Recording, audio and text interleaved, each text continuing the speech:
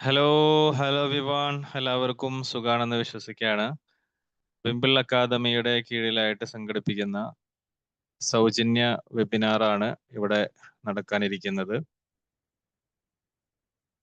അതിലേക്ക് എത്തിച്ചേർന്നിട്ടുള്ള പ്രിയപ്പെട്ട എല്ലാ പാർട്ടിസിപ്പൻസിനും വളരെ ഹൃദ്യമായ സ്വാഗതം അറിയിക്കുകയാണ്.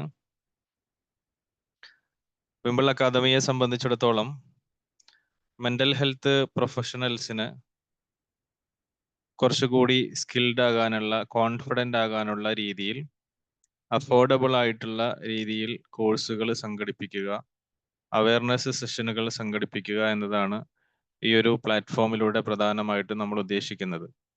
അതിൻ്റെ ഭാഗമായിട്ട് വ്യത്യസ്തമായിട്ടുള്ള ദിവസങ്ങളിൽ അവയർനെസ് സെഷനുകൾ സൗജന്യ വെബിനാറുകളായിട്ട് നമ്മൾ സംഘടിപ്പിക്കാറുണ്ട്.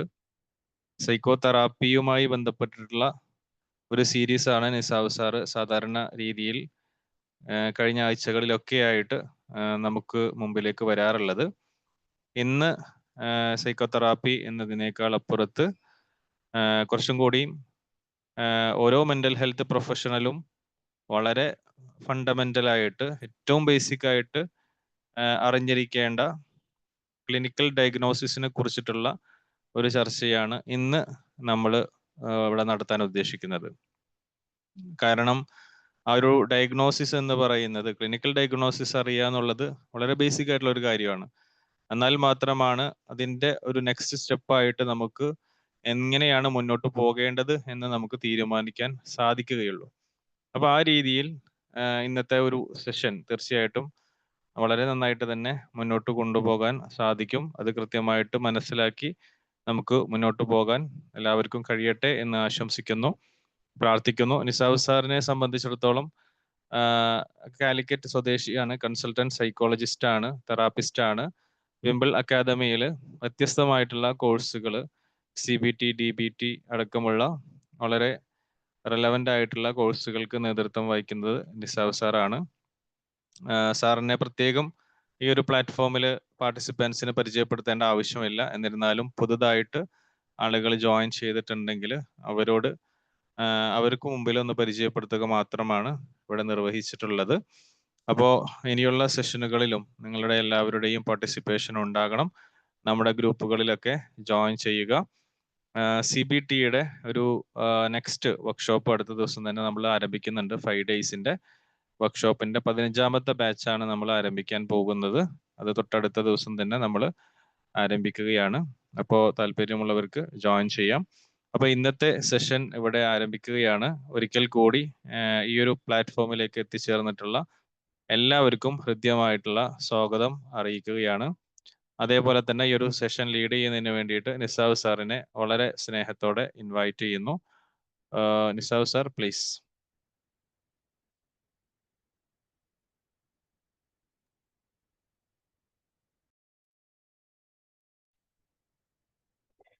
Thank you. Hello, good evening. നമസ്കാരം. നമസ്കാരം സർ. എന്താണ് എല്ലാവരുടെയും വിശേഷങ്ങളൊക്കെ? നല്ല മഴയാണ് സർ. നല്ല മഴയാണല്ലേ? നമുക്ക് ഇവിടെ ഭയങ്കര ചൂടുമാണ്. സ്ലൈഡ് കാണുന്നുണ്ടോ? ഉണ്ട് സർ. ഓക്കെ. അപ്പോ നമുക്ക് തുടങ്ങുന്നതിന് മുമ്പ് തന്നെ എന്നെ സാറ് പരിചയപ്പെടുത്തിയിട്ടുണ്ട്. എൻ്റെ പേര് നിസാവാണ്, കാലിക്കറ്റ് സ്വദേശിയാണ്. ഇപ്പൊ ജോയിൻ ചെയ്തിട്ടുള്ളത് അബുദാബിയിൽ നിന്നാണ്. അപ്പൊ നമുക്ക് തുടങ്ങുന്നതിന് മുമ്പ് എല്ലാവരുടെയും കയ്യിലും പെന്നും അല്ലെങ്കിൽ എന്തെങ്കിലും പേപ്പറൊക്കെ ഉണ്ടെങ്കിൽ ജസ്റ്റ് ഒന്ന് ഒരു കേസ് നിങ്ങൾ എഴുതും. കേസ് എഴുതി കഴിഞ്ഞിട്ട് നിങ്ങൾ ചാറ്റ് ബോക്സ് ഒന്നും ഇപ്പോൾ ഉപയോഗിക്കേണ്ട. നമുക്ക് ഈ സെഷൻ തീർന്നതിന് ശേഷം നിങ്ങൾ എന്താണ് അത് ഡയഗ്നോസിസ് ചെയ്തിട്ടുള്ളത് എന്ന് അറിയാൻ വേണ്ടിയിട്ടാണ്. അപ്പോൾ ഇനിയിപ്പോൾ പെന്നും പേപ്പറൊന്നും ഇല്ലാത്തൊരു ജസ്റ്റ് ഒരു മൊബൈൽ എവിടെയെങ്കിലും ജസ്റ്റ് ഒന്ന് നോട്ട് ചെയ്ത്. അപ്പൊ കേസ് ഞാൻ തുടക്കത്തിൽ പറയാം. ഒരു 34 വയസ്സുള്ള ഒരു ലേഡിയാണ്. അപ്പോൾ ആള് നമ്മുടെ അടുത്ത് ഒരു 3-4 ദിവസം മുമ്പ് വന്നിട്ടുള്ളതാണ്. വളരെയധികം ആങ്സൈറ്റി ലെവൽ കൂടുതലാണ്. പിന്നെ അതേപോലെ തന്നെ തീരെ ഉറക്കത്തിന്റെ ചില പ്രശ്നങ്ങൾ, തീരെ ഉറക്കം കിട്ടുന്നില്ല എന്ന് പറയുന്നു. അതേപോലെ നൈറ്റ് മെയർ, ഒരുപാട് ഡ്രീംസ്, സ്വപ്നത്തിൽ പേടിപ്പെടുത്തുന്ന സ്വപ്നങ്ങൾ കാണുന്നു. പിന്നെ അതേപോലെ പുറത്തേക്കൊക്കെ പോകാൻ വല്ലാത്ത പേടിയുണ്ട്. പിന്നെ ഒരു വാഹനത്തിലൊന്നും കയറുന്നില്ല ആള്. ഇങ്ങനത്തെ ഒരു പ്രസന്റ്ലി പ്രോബ്ലം ഇതൊക്കെയാണ് പറഞ്ഞിട്ടുള്ളത്. പക്ഷെ ഇതിനു മുമ്പ് ഒരു 6 മാസങ്ങൾക്ക് മുമ്പ് ഇവർക്ക് ഒരു ആക്സിഡന്റ് സംഭവിച്ചിട്ടുണ്ട്. അത് അക്യൂട്ട് ആയിട്ടുള്ള ഒരു ഇഞ്ചുറി ആയിരുന്നു. ഹെഡ് ഇഞ്ചുറി ആണ് സംഭവിച്ചിട്ടുള്ളത്. അതിന് ശേഷമാണ് ഈ ഒരു സിംപ്റ്റംസുകളും പ്രയാസങ്ങളും അവരുടെ ലൈഫിൽ ഉണ്ടായിട്ടുള്ളത്. ഈ ഒരു കേസ് നിങ്ങൾ എഴുതുക. ജസ്റ്റ് ഒന്ന് എന്താണ് നിങ്ങൾക്ക് നിങ്ങളുടെ മൈൻഡിൽ തോന്നിയിട്ടുള്ള ഡയഗ്നോസിസ് എന്താണ് എന്ന് ജസ്റ്റ് ഒന്ന് ആ പേപ്പറിൽ തന്നെ എഴുതി വെക്കുക. അപ്പൊ അതിലേക്ക് നമുക്ക് ഒരു ജസ്റ്റ് ഈ ഒരു സെഷന്റെ അവസാനം നമുക്ക് പൂർണ്ണമായും ഡിസ്കസ് ചെയ്യാം. അപ്പോ നമ്മുടെ ഒരു സെഷൻ എന്ന് പറയുന്നത് തന്നെ the art of clinical diagnosis എന്നാണ്. നമ്മുടെ മുമ്പിൽ ഒരു ക്ലയന്റ് വരുമ്പോ നമുക്ക് എന്തൊക്കെയാണ് നമ്മൾ ശ്രദ്ധിക്കേണ്ടത്? നമ്മൾ ചിലപ്പോ ഒരുപാട് പഠിച്ചിട്ടുണ്ട്, സ്കില്ലും കാര്യങ്ങളൊക്കെ പഠിച്ചിട്ടുണ്ട്. MSc റിപ്പോർട്ട് നമുക്ക് ഉണ്ടാക്കാം, അതേപോലെ കേസ് കൺസെപ്റ്റലൈസേഷൻ ഉണ്ടാക്കാൻ നമുക്കറിയാം, എല്ലാം അറിയാം. പക്ഷെ അതിൽ ഉപരി നമ്മൾ മൈന്യൂട്ട് ആയിട്ട് പോലും പലതരത്തിലുള്ള കാര്യങ്ങൾ നമ്മൾ വിട്ടു പോവാറുണ്ട്. അതാണ് ഒരു ക്ലിനിക്കൽ ഡയഗ്നോസിസ് എന്ന് പറയുന്നത്. അപ്പോ ഇതിൽ ആർട്ട് എന്ന് പറയുന്നത് തന്നെ ഈ ഒരു ക്ലയന്റ് ആണ്, ക്ലയന്റിന്റെ പ്രയാസങ്ങളാണ്. അയാള് ലൈഫിൽ അനുഭവിക്കുന്ന ബുദ്ധിമുട്ടുകളും കാര്യങ്ങളും ഒക്കെ നമ്മളെ മുമ്പിൽ വന്ന് പറയുമ്പോൾ നമുക്ക് പ്രധാനമായിട്ടും പലതരത്തിൽ നമ്മൾ ഉപയോഗിക്കേണ്ടി വരും. അയാളുടെ ശാരീരികമായിട്ടുള്ള ചലനങ്ങൾ നമ്മൾ ശ്രദ്ധിക്കും. അയാളെ മൈൻഡിലൂടെ എന്തൊക്കെയാണ് കടന്നു പോകുന്നത് നോക്കും. അയാളെ സ്റ്റോറി നമ്മൾ കേൾക്കും. ഇതൊക്കെ ഒരു ക്ലിനിക്കൽ ഡയഗ്നോസിസ് നമ്മൾ പ്രധാനമായും ചർച്ച ചെയ്യുന്ന അല്ലെങ്കിൽ എന്താണ് നമ്മൾ രേഖപ്പെടുത്തുന്ന കാര്യങ്ങളാണ്. അപ്പോ ഇതിൽ പ്രധാനമായിട്ട് നമ്മൾ ഒന്ന് ശ്രദ്ധിക്കേണ്ടതുണ്ട്.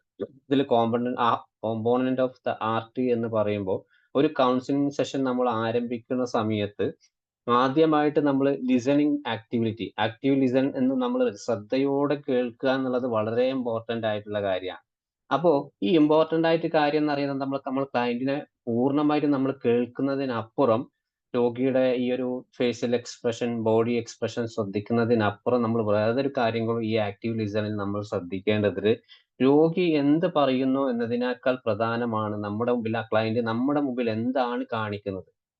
ബിഹേവിയർ, അയാൾ ശാരീരികമായിട്ട് നമ്മളെ മുമ്പിൽ എന്താണ് അയാൾ പ്രവർത്തിക്കുന്നത്, അത് വളരെ ഇമ്പോർട്ടന്റ്. നമ്മളിപ്പോ ഇങ്ങനെ ഒരു ആക്റ്റീവ് ലിസണർ നല്ല ശ്രദ്ധയോടെ ഇങ്ങനെ കേട്ടുകൊണ്ടിരിക്കുകയാണ്. ആ കേട്ടുകൊണ്ടിരിക്കുന്ന സമയത്ത് എന്താണ് നമുക്ക് ഈ ഒരു പ്രയാസത്തിലേക്കും ചിലപ്പോൾ നമുക്ക് ഡീപ്പായിട്ട് നമുക്ക് ഇമോഷൻ തോന്നാം. പക്ഷെ അയാള് ആ സമയത്ത് ചിലപ്പോ അയാളുടെ പലതരത്തിലുള്ള ഈ ഒരു ബിഹേവിയർ നമുക്ക് ശ്രദ്ധിക്കാതെ പോകും.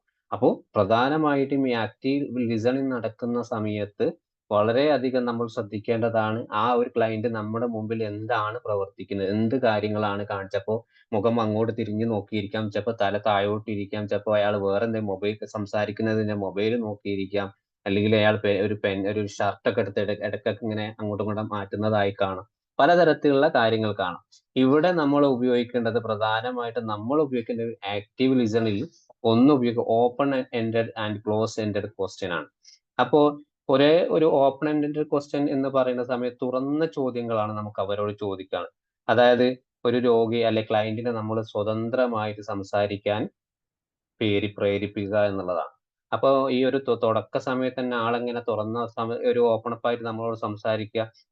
അപ്പൊ അവിടെ നമ്മൾ സംസാരിക്കേണ്ടത് ക്ലയന്റിന്റെ ഈ ഒരു പ്രശ്നബാധിതയല്ലാത്ത മേഖലയ്ക്ക് അയാളെ ചൂണ്ടിക്കാട്ടുക. എവിടെ നിന്നാണ് വരുന്നത്, കാര്യങ്ങളൊക്കെ ചോദിക്കുക. ഇപ്പൊ എവിടെയാണ് ജോലി ചെയ്യുന്നത്, നിങ്ങളുടെ ഫാമിലി മെമ്പേഴ്സ് ഒക്കെ എവിടെയാണ്, എങ്ങനെയാണ് ഈ ഒരു ക്ലിനിക്കിൽ എങ്ങനെ എത്തപ്പെട്ടത് എന്നുള്ളത്. അപ്പോ അവിടെ നമുക്ക് ഈ ഒരു കാര്യങ്ങളൊക്കെ ചോദ്യത്തിന് ശേഷം നമുക്ക് ഒരു ഓപ്പൺ അപ്പ് ആയിട്ട് ഒരു കാര്യങ്ങൾ ചോദിക്കാം. നിങ്ങൾക്ക് എന്തെങ്കിലും പ്രശ്നമുള്ളതായിട്ട് നിങ്ങൾക്ക് തോന്നിയിട്ടുണ്ടോ? ഒരു കാര്യം പറഞ്ഞിട്ടായിരിക്കും വന്നിട്ടുണ്ടാവുക. പക്ഷെ അത് ചിലപ്പോൾ മറ്റുള്ളവർ പറഞ്ഞതായിരിക്കാം, അല്ലെങ്കിൽ എന്താണ് അയാൾക്ക് സ്വയം തോന്നിയതായിരിക്കും. അതേപോലെ ഈ ഒരു സാഹചര്യത്തിൽ നിങ്ങൾക്ക് എന്തെങ്കിലും ഈ ഒരു പ്രശ്നം നിങ്ങൾക്ക് വലിയൊരു ബുദ്ധിമുട്ടായിട്ട് തോന്നിയിട്ടുണ്ടോ? അല്ലെങ്കിൽ നിങ്ങൾക്കൊരു ട്രീറ്റ്മെന്റ് വേണമെന്ന് നിങ്ങൾക്ക് സ്വയം തോന്നിയിട്ടുണ്ടോ എന്നുള്ള കാര്യങ്ങളൊക്കെ ചോദിക്കുന്നത് ഓപ്പൺ എൻഡഡ് ക്വസ്റ്റ്യൻ ആണ്. അപ്പൊ അവിടെ നമ്മൾ ചിലപ്പോ അയാളുടെ ഈ ഒരു ഒപ്പീനിയൻസ് ആണ് ചിലപ്പോ അയാൾ തോന്നിയിട്ടാവും എനിക്കൊരു ബുദ്ധിമുട്ട് കുറച്ചു കാലമായി തുടങ്ങിയിട്ട് എനിക്ക് തോന്നുന്നു ഇതിന്റെ ഒരു ട്രീറ്റ്മെന്റ് വേണം എന്നറിഞ്ഞതിനാണ് ഞാൻ ഇങ്ങോട്ട് വന്നിട്ട്. ചില ആളുകൾ പറയും, ചില ആളുകൾ എന്താണ് മിണ്ടാതിരിക്കും, അവർക്ക് ട്രീറ്റ്മെന്റ് വേണമെന്നും അറിയില്ല. ചിലപ്പോ എടുത്തു കഴിഞ്ഞാൽ എന്താ വേറെ എന്തെങ്കിലും ബുദ്ധിമുട്ട് വരും എന്ന് വിചാരിച്ചിട്ട് ആള് ഒന്നും മിണ്ടാതിരിക്കുന്ന അവസ്ഥയും കാണാം. അവിടെ എന്താണ് വ്യക്തമായിട്ട് നമുക്ക് സംസാരിക്കാൻ പറ്റുന്നത് രണ്ട് കാര്യങ്ങളാണ്. ഇങ്ങനത്തെ അവസ്ഥയിൽ നമുക്ക് അവരുടെ ലക്ഷ്യങ്ങളെ കുറിച്ച് ചോദിക്കാം. അവരുടെ ലൈഫിൽ പ്രധാനപ്പെട്ട കാര്യങ്ങൾ എന്തൊക്കെയാണ്, പ്രധാനപ്പെട്ട എന്തൊക്കെ കാര്യങ്ങളാണ് അവർ ചെയ്യാൻ ആഗ്രഹിക്കുന്നത്, അതേപോലെ എന്തെങ്കിലും വല്ലാതെ വേദനകൾ ബുദ്ധിമുട്ടുണ്ട സമയങ്ങൾ ഏതൊക്കെയാണ്, അതേപോലെ ഈ ഒരു പ്രശ്നം മുമ്പ് ഏതെങ്കിലും നിങ്ങളുടെ ലൈഫിൽ ഉണ്ടായിട്ടുണ്ടോ, ഇതൊക്കെ ഇങ്ങനത്തെ കാര്യങ്ങളൊക്കെ എന്താണ് നമുക്ക് എന്താണ് ഈ ഒരു ലിസൺ ആക്റ്റീവ്ലി കാര്യങ്ങൾ ശ്രദ്ധിക്കുന്ന സമയത്ത് നമുക്ക് ചോദിച്ച് മനസ്സിലാക്കാൻ പറ്റും. അപ്പൊ ഈ ഒരു കാര്യങ്ങൾ നമ്മൾ ചോദിക്കുന്ന സമയത്ത് തന്നെ ആൾക്ക് ഏകദേശം എന്താണ് നമുക്ക് തന്നെ ഏകദേശം ഒരു ഐഡിയ കിട്ടും ഇയാളൊരു പ്രയാസം എവിടെ നിന്നാണ് വന്നിട്ടുള്ളത്, എന്തൊക്കെയാ ബുദ്ധിമുട്ടുള്ളത് എന്നുള്ളത്. പിന്നെ അതേപോലെ തന്നെ എന്താണ് ഫൈനലി നമുക്ക് എന്താണ് ഒരു ക്ലോസ് എൻഡഡ് ചോദ്യങ്ങളാണ്, യെസ് ഓർ നോ ചോദ്യങ്ങളാണ് ക്ലോസ് എൻഡഡ് ചോദ്യങ്ങൾ എന്ന് പറയുന്നത്. നിങ്ങൾക്ക് ഈ ഒരു സമയത്ത്, അതായത് നിങ്ങൾക്ക് പ്രശ്നം ഉണ്ടാകുന്ന സമയത്ത് അല്ലെങ്കിൽ ഈ ഒരു ബുദ്ധിമുട്ട് നടക്കുന്ന സമയത്ത് നിങ്ങൾക്ക് ഉറക്കത്തിന്റെ പ്രശ്നങ്ങൾ ഉണ്ടാവാറുണ്ടോ, അല്ലെങ്കിൽ ശാരീരികമായിട്ട് എന്തെങ്കിലും ബുദ്ധിമുട്ടുണ്ടോ, അല്ലെങ്കിൽ ആങ്സൈറ്റി ലെവൽ എന്തെങ്കിലും ബുദ്ധിമുട്ടുണ്ടോ, അല്ലെങ്കിൽ മറ്റുള്ള ആളുകളോട് സംസാരിക്കാൻ നിങ്ങൾക്ക് എന്തെങ്കിലും ഭയമുണ്ടോ? ഇതൊക്കെ എന്താണ് യെസ് ഓർ നോ, അതെ അല്ലെങ്കിൽ ഇല്ല എന്ന് പറയേണ്ട ഒരു സാഹചര്യമാണ് നമുക്ക് ഈ ഒരു ഈ ലിസണിങ് ആക്ടിവിറ്റി നമുക്ക് ശ്രദ്ധിക്കാനുള്ളത്. അതേപോലെ തന്നെയാണ് അടുത്തത് ഒരു പ്രധാനമായിട്ടുള്ള കാര്യം ഷാർപ്പ് ഒബ്സർവേഷൻ എന്നുള്ളത്. അപ്പൊ ഈ ഒരു ഷാർപ്പ് ഒബ്സർവേഷനിൽ പ്രധാനമായും നമ്മൾ കൃത്യമായിട്ടുള്ള ഒരു നിരീക്ഷണമാണ് അവിടെ നടത്തേണ്ടത്. അതായത് നമ്മൾ ക്ലയന്റിന്റെ മുഖത്തേക്ക് തന്നെ നോക്കി നിൽക്കണം, അല്ലെങ്കിൽ നമ്മൾ കണ്ണിലേക്ക് നോക്കണം എന്നൊക്കെ നമ്മളൊക്കെ പഠിച്ചിട്ടുണ്ട്. ഇപ്പൊ ഈ പറഞ്ഞ ഞാനും നോക്കി നിൽക്കാം, അല്ലെങ്കിൽ അപ്പൊ എത്രത്തോളം നമ്മൾ കണ്ണിലേക്ക് തന്നെ നോക്കി നിൽക്കും നമുക്ക് തന്നെ ഒരു ഷെയിമായി വരും. ഇപ്പൊ ഇയാളെ മുഖത്തേക്ക് എങ്ങനെയാണ് കുറെ നേരം നോക്കിക്കുക. അപ്പൊ നമ്മൾ ഷാർപ്പായിട്ട് നിൽക്കുന്ന പെർസെപ്റ്റിക് ആയിട്ട് നമ്മൾ എന്താണ് ഏതെങ്കിലും നമ്മൾ മുമ്പ് ക്ലാസ് പല സെഷനിലും പറഞ്ഞിട്ടുണ്ട്, നെറ്റിയുടെ സെന്ററിലൊക്കെ ആയിട്ടൊക്കെ നമുക്ക് വേണമെങ്കിൽ നോക്കി നിൽക്കാം. അപ്പൊ അവിടെ എന്താണ് നമ്മൾ നോട്ടം അതിലേക്ക്, ഒരു കണ്ണ് അതിലേക്ക് പതിച്ച് ബാക്കിയുള്ളത് എന്താണ്, ബാക്കിയുള്ള നമ്മുടെ ആ സംസാരിക്കുന്ന സമയത്ത് അയാളുടെ ആ ഒരു ക്ലയന്റിന്റെ ശരീരഭാഷ അല്ലെങ്കിൽ മുഖഭാവം, ശബ്ദം എങ്ങനെയാണ് പുറത്തേക്ക് വരുന്നത്, അല്ലെങ്കിൽ ആ ഒരു ചലനം എങ്ങനെയാണ് നടക്കുന്നത്. ചിലപ്പോൾ പലതരത്തിലും ചലനങ്ങൾ ഉണ്ടാവും. ചിലപ്പോ ആള് വയലന്റ് ആയിരിക്കാം നമ്മുടെ ഓരോ ചോദ്യങ്ങൾ കേട്ടിട്ട്. അപ്പൊ ഓരോ ചോദ്യങ്ങൾ ചോദിക്കുന്ന സമയത്ത് അയാൾ പറയും എന്റെ യഥാർത്ഥത്തിലെ പ്രശ്നം ഞാൻ നിങ്ങളോട് പറഞ്ഞു കഴിഞ്ഞു, പിന്നെ എന്തിനാണ് നിങ്ങൾ മറ്റു തരത്തിലുള്ള എന്നെ ഇറിറ്റേറ്റഡ് ആക്കുന്ന ചോദ്യങ്ങൾ എന്നോട് ചോദിക്കുന്നത്. അപ്പൊ ആ സമയത്തൊക്കെ എന്താണ് നമ്മൾ അയാളുടെ മുഖഭാവം ശ്രദ്ധിക്കണം. അയാൾക്ക് ദേഷ്യമാണോ, അല്ലെങ്കിൽ ഓവർ ആയിട്ടുള്ള സങ്കടമാണോ, അല്ലെങ്കിൽ എന്താണ് മറ്റു തരത്തിൽ ഗിൽറ്റി ഫീലിങ്സ് ആണോ, എന്താണ് വരുന്നത് എന്നുള്ളത് നമ്മൾ വളരെയധികം ശ്രദ്ധിക്കാൻ വേണ്ടിയിട്ടാണ് ഷാർപ്പ്. കാരണം ആ ഒരു പ്രസന്റ് മുമ്പിൽ നമ്മളെ മുമ്പിൽ ഇരിക്കുന്ന സമയത്ത് ക്ലയന്റിന് ഏത് തരത്തിലാണ് അസ്വസ്ഥത ഉണ്ടാക്കുന്നത് എന്നുള്ളത് നമുക്ക് ശ്രദ്ധിച്ചു. അപ്പൊ നമ്മൾ കാരണമായിരിക്കില്ല, ചിലപ്പോൾ അയാളുടെ പ്രയാസങ്ങൾ അനുസരിച്ചായിരിക്കും കൂടുതൽ അസ്വസ്ഥത ഉണ്ടാകുക. അത് നമ്മളോട് എങ്ങനെയാണ് പറയേണ്ടത്, ഏത് രീതിയിലാണ് പറയേണ്ടത് എന്നുള്ളത്. ഇനി അടുത്തത് തോട്ട്ഫുൾ ഹിസ്റ്ററി എന്ന് പറയും. രോഗിയുടെ ഒരു നല്ല ക്ലയന്റിന്റെ ഒരു പൂർവ്വ ചരിത്രം നമ്മൾ എന്താണ് പൂർണ്ണമായിട്ടും എടുക്കുക എന്നുള്ളതാണ്. പൂർവ്വ ചരിത്രം എന്ന് പറയുന്നത് ഈ ഒരു ഫാമിലി ഹിസ്റ്ററി, അതുപോലെ ജീവിത ശൈലികൾ എങ്ങനെയായിരുന്നു ഇങ്ങനത്തെ മുമ്പ്, പിന്നെ അയാള് ഒരു മദ്യം ഉപയോഗിച്ചിട്ടുണ്ടോ, അല്ലെങ്കിൽ എന്തെങ്കിലും ഡ്രഗ്സ് പരമായിട്ടുള്ള എന്തെങ്കിലും ഉപയോഗിച്ചിട്ടുണ്ടോ, ഇങ്ങനത്തെ കാര്യങ്ങളൊക്കെ നമുക്ക് ഈ എന്താണ് ടേക്കിംഗ് തോട്ട്ഫുൾ ഹിസ്റ്ററിയിൽ എടുക്കാം. കാരണം ഈ ഒരു അവിടെ തന്നെ എന്താണ് ഈ ഒരു പ്രശ്നം ആരംഭിച്ച ഒരു രീതി, ഒരു ദൈർഘ്യം, അല്ലെങ്കിൽ സാഹചര്യങ്ങൾ നമ്മൾ CBTയിൽ ഉപയോഗിക്കാറ്, മോഡലൊക്കെ ഉപയോഗിക്കില്ലേ, എവിടെ നിന്നാണ് നിങ്ങളെ പ്രശ്നം വന്നിട്ടുള്ളത്, എന്തൊക്കെയാണ് നിങ്ങൾ മനസ്സിലാക്കിയിട്ടുള്ളത്, അതേപോലെ ഒരു തോട്ട്ഫുൾ ഹിസ്റ്ററി, അയാളെ ചിന്താപരമായിട്ടുള്ള കാര്യങ്ങൾ നമുക്ക് അവിടെ നോക്കാം. ഇനി അതേപോലെ പാറ്റേൺ ഓഫ് റീകോഗ്നിഷൻ എന്ന് പറയുന്നത് അയാളുടെ പ്രശ്നങ്ങളുടെ ഒരു രീതി നമ്മൾ തിരിച്ചറിയുക എന്നുള്ളതാണ്. അയാൾക്ക് എങ്ങനെയാണ് ഈ ഒരു പ്രശ്നം വന്നിട്ടുള്ളത്, അയാളുടെ ലൈഫിൽ എങ്ങനെയാണ് ഈ ഒരു പ്രശ്നങ്ങൾ ബാധിച്ചത്, അയാളുടെ ഈ ഒരു പ്രശ്നത്തിന്റെ ലക്ഷണങ്ങൾ അയാളെ കൊണ്ട് തന്നെ അയാൾക്ക് തന്നെ തിരിച്ചറിയിപ്പിക്കുക എന്നുള്ളതാണ്. അപ്പോ ചില ക്ലയന്റുകൾ സാധാരണയായിട്ട് അവർക്ക് ഉറക്കമില്ലായ്മ എന്ന് പറയുമ്പോൾ അത് അവരുടെ ശരീരത്തിന് വല്ലാത്ത വേദനയും കാര്യങ്ങളൊക്കെ ഉണ്ടാവും. അപ്പോ ആള് ചില സമയത്ത് നമ്മൾ ഈ ക്ലയന്റ് ശ്രദ്ധിക്കുന്ന സമയത്ത് രോഗി നമ്മളോട് പറയാണ് ഈ ഒരു പാറ്റേൺ റീകോഗ്നിഷൻ വളരെയധികം ശ്രദ്ധിക്കണം. നമുക്ക് ക്ലയന്റ് പറയാണ് എനിക്ക് നെഞ്ചുവേദനയുണ്ട്, അല്ലെങ്കിൽ ഇടത്തെ കൈയും വേദനയുണ്ട്. അപ്പൊ നമ്മുടെ ഈ ഒരു തെറാപ്പിസ്റ്റ് എന്ന നിലയിൽ, അല്ലെങ്കിൽ ഒരു ക്ലിനീഷ്യൻ എന്ന നിലയിൽ നമ്മൾ ഡയറക്റ്റ് ആയിട്ട് പോകുന്ന ചില സമയത്ത് നമുക്ക് ഇയാൾക്ക് ഒരു വല്ല പാനിക് അറ്റാക്ക് ഉണ്ടായിട്ടുണ്ടോ, അതായത് നെഞ്ഞുവേദനയുണ്ട് ഇടത്തേക്ക്, അല്ലെങ്കിൽ അറ്റാക്ക് ഹൃദയ സംബന്ധമായിട്ട് എന്തെങ്കിലും വേദന, ഇതേപോലെ എന്താണ് നമുക്ക് എന്താണ് ഒരു രീതി തിരിച്ചറിയാൻ ചില സാഹചര്യങ്ങളിൽ ബുദ്ധിമുട്ടുണ്ടാവും. അയാൾക്ക് എന്തൊക്കെയാണ് ഈ ബോഡിയിലുള്ള മാറ്റങ്ങൾ, അല്ലെങ്കിൽ ശാരീരികമായിട്ട് എന്തെങ്കിലും ബുദ്ധിമുട്ടുകൾ, വേദന, അപ്പൊ നമ്മൾ പെട്ടെന്ന് എന്താണ് ഒരു എന്താണ് അതിനെ അങ്ങോട്ട് ഊഹം വെച്ചിട്ട് എന്താണ് തിരിച്ചറിയാൻ പാടില്ല. വ്യക്തമായിട്ട് കാര്യങ്ങൾ ചോദിച്ച് അറിഞ്ഞ് തന്നെ ആവണം നമുക്ക് അതിലേക്ക് പോവേണ്ടത്. ഇനിയിപ്പോ ക്ലിനിക്കൽ റീസണിലേക്ക് വരുന്ന ഇതൊക്കെ നമ്മൾ മുമ്പ് പല സെഷനും നിങ്ങൾ കേട്ടതായിരിക്കാം, റിപ്പീറ്റഡ് ആയിരിക്കാം. എങ്കിൽ പോലും ഞാൻ എന്താണ് ഒരു ചെറിയ സെഷൻ പോലെ നിങ്ങൾക്ക് എന്താണ് ഓർമ്മപ്പെടുത്തലാണ്. നമുക്ക് പ്രധാനപ്പെട്ട പോയിന്റുകൾ ഇനിയും നിങ്ങൾക്ക് പൂർണ്ണമായിട്ട് കേൾക്കുമ്പോൾ എന്താണ് ഒരു ഐഡിയ കിട്ടും. ഇനിയിപ്പോ ക്ലിനിക്കൽ റീസണിലേക്ക് നമ്മൾ പോകുമ്പോൾ ശേഖരിച്ച നമ്മൾ കളക്ട് ചെയ്തിട്ടുള്ള വിവരങ്ങളൊക്കെ എന്താണ് ഒന്ന് യോജിച്ചിട്ട് നോക്കുക എന്നുള്ളതാണ്. അപ്പോൾ അയാൾ ഒരുപാട് പ്രശ്നങ്ങൾ നമ്മളെ മുമ്പിൽ പറഞ്ഞു കഴിഞ്ഞു, ഒരുപാട് സിംറ്റംസുകൾ നമ്മൾ പറഞ്ഞു മനസ്സിലാക്കി, നമുക്ക് അറിവുണ്ടായി ഇയാൾ പറഞ്ഞത് അനുസരിച്ച്. പക്ഷെ നമുക്കൊന്നും ഒരു ഐഡിയ കിട്ടി ഇയാളെ പ്രശ്നം യഥാർത്ഥത്തിൽ എന്തായിരിക്കും, ഒന്നും നമുക്ക് ചെയ്യാൻ പറ്റുന്നില്ല.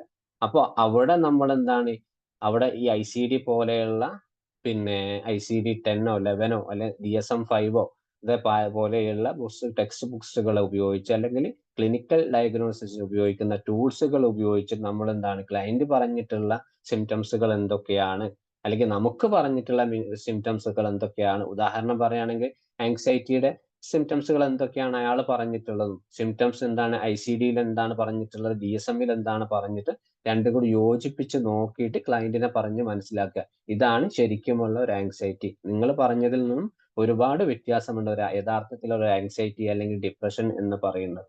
അപ്പൊ അതേപോലെ ആയിരിക്കും നമ്മൾ എന്താണ് ഒരു ക്ലിനിക്കൽ ഡയഗ്നോസിസ് എടുക്കേണ്ടത്. ഇനിയിപ്പോ കോണ്ടെക്സ്റ്റൽ പിന്നെ സെൻസിറ്റിവിറ്റി എന്ന് പറയുന്നത് സോഷ്യൽ, അതായത് ഒരു ക്ലയന്റിന്റെ സോഷ്യൽ എൻവയറമെന്റ്, അതായത് അയാൾ സോഷ്യലായിട്ട് എങ്ങനെയൊക്കെയാണ്, എക്കണോമിക് സാമ്പത്തികമായിട്ട് ഇപ്പൊ അയാളുടെ നിലപാടുകൾ എന്തൊക്കെയാണ്, സാഹചര്യങ്ങൾ എന്തൊക്കെ, നിലവിൽ അയാൾ ഏതൊക്കെ സാഹചര്യങ്ങളിലൂടെയാണ് കടന്നു പോകുന്നത്, അതിനനുസരിച്ച് എന്താണ് അയാൾ ഏതൊക്കെ രീതി എന്തൊക്കെ ബുദ്ധിമുട്ടുകൾ അനുഭവിക്കുന്നത് മനസ്സിലാക്കുക എന്നുള്ളതാണ്. അപ്പോ നമ്മൾ ലിസണിങ് ടു ആക്റ്റീവ്ലി മുതൽ എന്താണ് സെൻസിറ്റീവ് വരെ എത്തുന്ന സമയത്ത് എന്താണ് ഏകദേശം ഒരു ഐഡിയ നമുക്ക് ആ ക്ലയന്റിനെ കുറിച്ച് മനസ്സിലാക്കാം. ഇപ്പൊ പലപ്പോഴായിട്ടും പല ക്ലയന്റ് നമ്മൾ ഡയറക്റ്റ് ആയിട്ട് ഇയാള് പ്രയാസങ്ങൾ പറഞ്ഞു തുടങ്ങും, എനിക്ക് ഇന്ന പ്രശ്നം ഉണ്ട് എന്നുള്ളത്. പക്ഷെ ഇതിന്റെ ഇടയ്ക്ക് നമുക്ക് കളക്ട് ചെയ്യാൻ ഇതേപോലെ കളക്ട് ചെയ്യാൻ പറ്റാത്ത ഒരു കാര്യം നമുക്ക് നേടാൻ പറ്റുന്നില്ല. യഥാർത്ഥത്തിൽ ആള് പ്രശ്നം പറഞ്ഞ് അതിനെന്തെങ്കിലും പരിഹാരം കൊടുക്കുന്നതിന് പകരം നമ്മൾ ഇങ്ങനെ ഒരു അതായത് പൂർണ്ണമായിട്ടും ഒരു ഡീറ്റെയിൽസ് MSc റിപ്പോർട്ട് എടുക്കുന്നതിന് പകരം അതിന്റെ കൂടെ തന്നെ ഇതിന്റെ വ്യക്തമായിട്ട് കാര്യങ്ങൾ നമ്മൾ പൂർണ്ണമായി മനസ്സിലാക്കി അയാൾക്ക് ട്രീറ്റ്മെന്റ് പ്ലാന് നമ്മൾ റെഡിയാക്കുകയാണെങ്കിൽ ഏകദേശം എന്താണ് നമുക്കൊരു ഐഡിയ കിട്ടും നമ്മൾ കൊടുത്തിട്ടുള്ള ട്രീറ്റ്മെന്റ് അയാൾക്ക് എത്രത്തോളം ഫലവത്താണ്. അതേസമയത്ത് ആ ക്ലയന്റിനും നമ്മളിൽ ഒരു വിശ്വാസം തോന്നും, എന്റെ പ്രയാസങ്ങൾ ഇവിടുന്ന് മാറാനുള്ള സാധ്യതയുണ്ട്. അയാൾ ഉപയോഗിച്ചത്, ഈ ഒരു തെറാപ്പിസ്റ്റ് ഉപയോഗിച്ചത് വ്യക്തമായിട്ട് സയന്റിഫിക് ആയിട്ടുള്ള ടൂൾസുകളാണ്. അതിനു വേണ്ടിയിട്ടാണ് നമ്മൾ ഈ ഒരു എല്ലാത്തിലുള്ള ഒരു കാര്യങ്ങളൊക്കെ വ്യക്തമായിട്ട് അന്വേഷിക്കുന്നത്. ഇനി അതേപോലെ judicious of use of test എന്ന് പറയുന്നത്, അവിടെ നമ്മൾ എന്താണ് ക്ലയന്റിന്റെ ഒരു ആത്മവിശ്വാസം എത്രത്തോളം അയാൾക്ക് ലൈഫിൽ ആത്മവിശ്വാസം പരിശോധിക്കാനുള്ള ഒരു രീതിയാണ്. അവിടെ നമുക്ക് എന്താണ് അയാൾ എങ്ങനെ പരിശോധിക്കുക, അയാൾ എത്രത്തോളം വിഡ്രോവൽ ഉണ്ട്, അവോയ്ഡൻസ് ഉണ്ട് എന്ന് നോക്കുക എന്നുള്ളതാണ്. പല സാഹചര്യത്തിലും അയാളെ ബുദ്ധിമുട്ട് എങ്ങനെയൊക്കെ മാറി നിൽക്കുന്നുണ്ട്.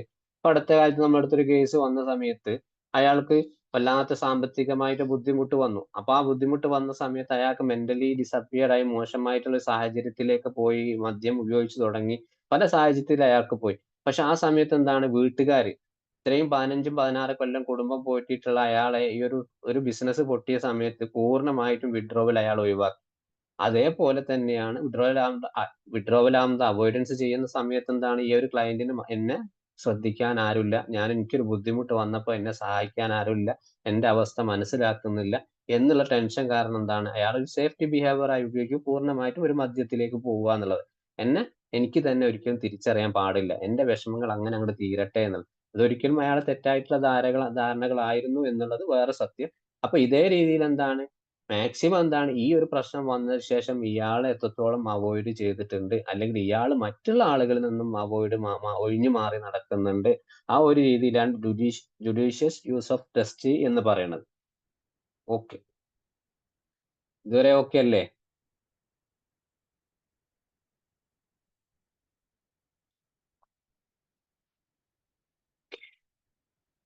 അപ്പോ അടുത്തതായിട്ട് ഒരു ഡയഗ്നോസിസ് അപ്രോച്ച്, അതായത് ഒരു സർ ഒന്ന് ഇന്ററപ്റ്റ് Yes. ചെയ്തോട്ടെ, നേരത്തെ സ്ലൈഡ് ഒന്നും കൂടെ ഒന്ന് കാണിക്കും. ഏതാണ് മൊത്തത്തിലാ? Last point judicious of use of test ആണോ? അതെ. അതെ, അവിടെ നമ്മൾ ശ്രദ്ധിക്കേണ്ട പ്രധാനമായിട്ടും ഒരു ക്ലയന്റിന് അനാവശ്യമായിട്ടുള്ള ഒരുപാട് അന്ധവിശ്വാസങ്ങളും കാര്യങ്ങളും അവരുടെ ലൈഫിലുണ്ടാവും. ഒരു പ്രശ്നം വന്നു അവർക്ക് പല വിശ്വാസങ്ങളും അതിലുണ്ടാവും. അവിടെ നമുക്ക് അവരുടെ കോൺഫിഡൻസ്, ആത്മപരിശോധന എന്ന് നടത്തുക എന്നുള്ളതാണ്.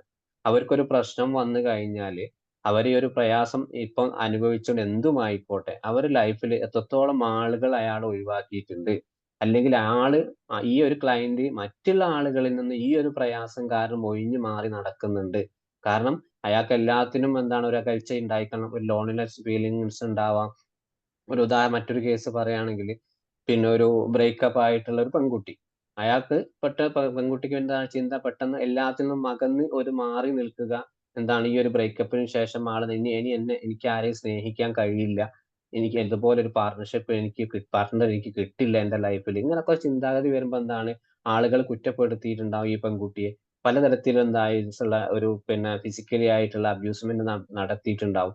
ഇതൊക്കെ കുട്ടി ഇങ്ങനെ ആലോചിക്കുന്ന സമയത്ത് എന്താ ലൈഫിൽ എല്ലാം തീർന്നു. അപ്പൊ എന്താണ് കുട്ടി ഒന്നുകിൽ ഒരു സൂയിസൈഡ് തോട്ട് ആയിരിക്കും ഒന്നുകിൽ ഉണ്ടാവുക, അല്ലെങ്കിൽ എന്താണ് എല്ലാ ആളുകളിൽ നിന്നും എന്താണ് മാറി ഒഴിഞ്ഞ് വീട്ടിൽ ഒറ്റയ്ക്ക് ഇരിക്കുക, പോകുന്ന ജോലികളൊക്കെ ക്യാൻസലും, പഠനത്തിൽ നിന്നൊക്കെ മാറി നിൽക്കും.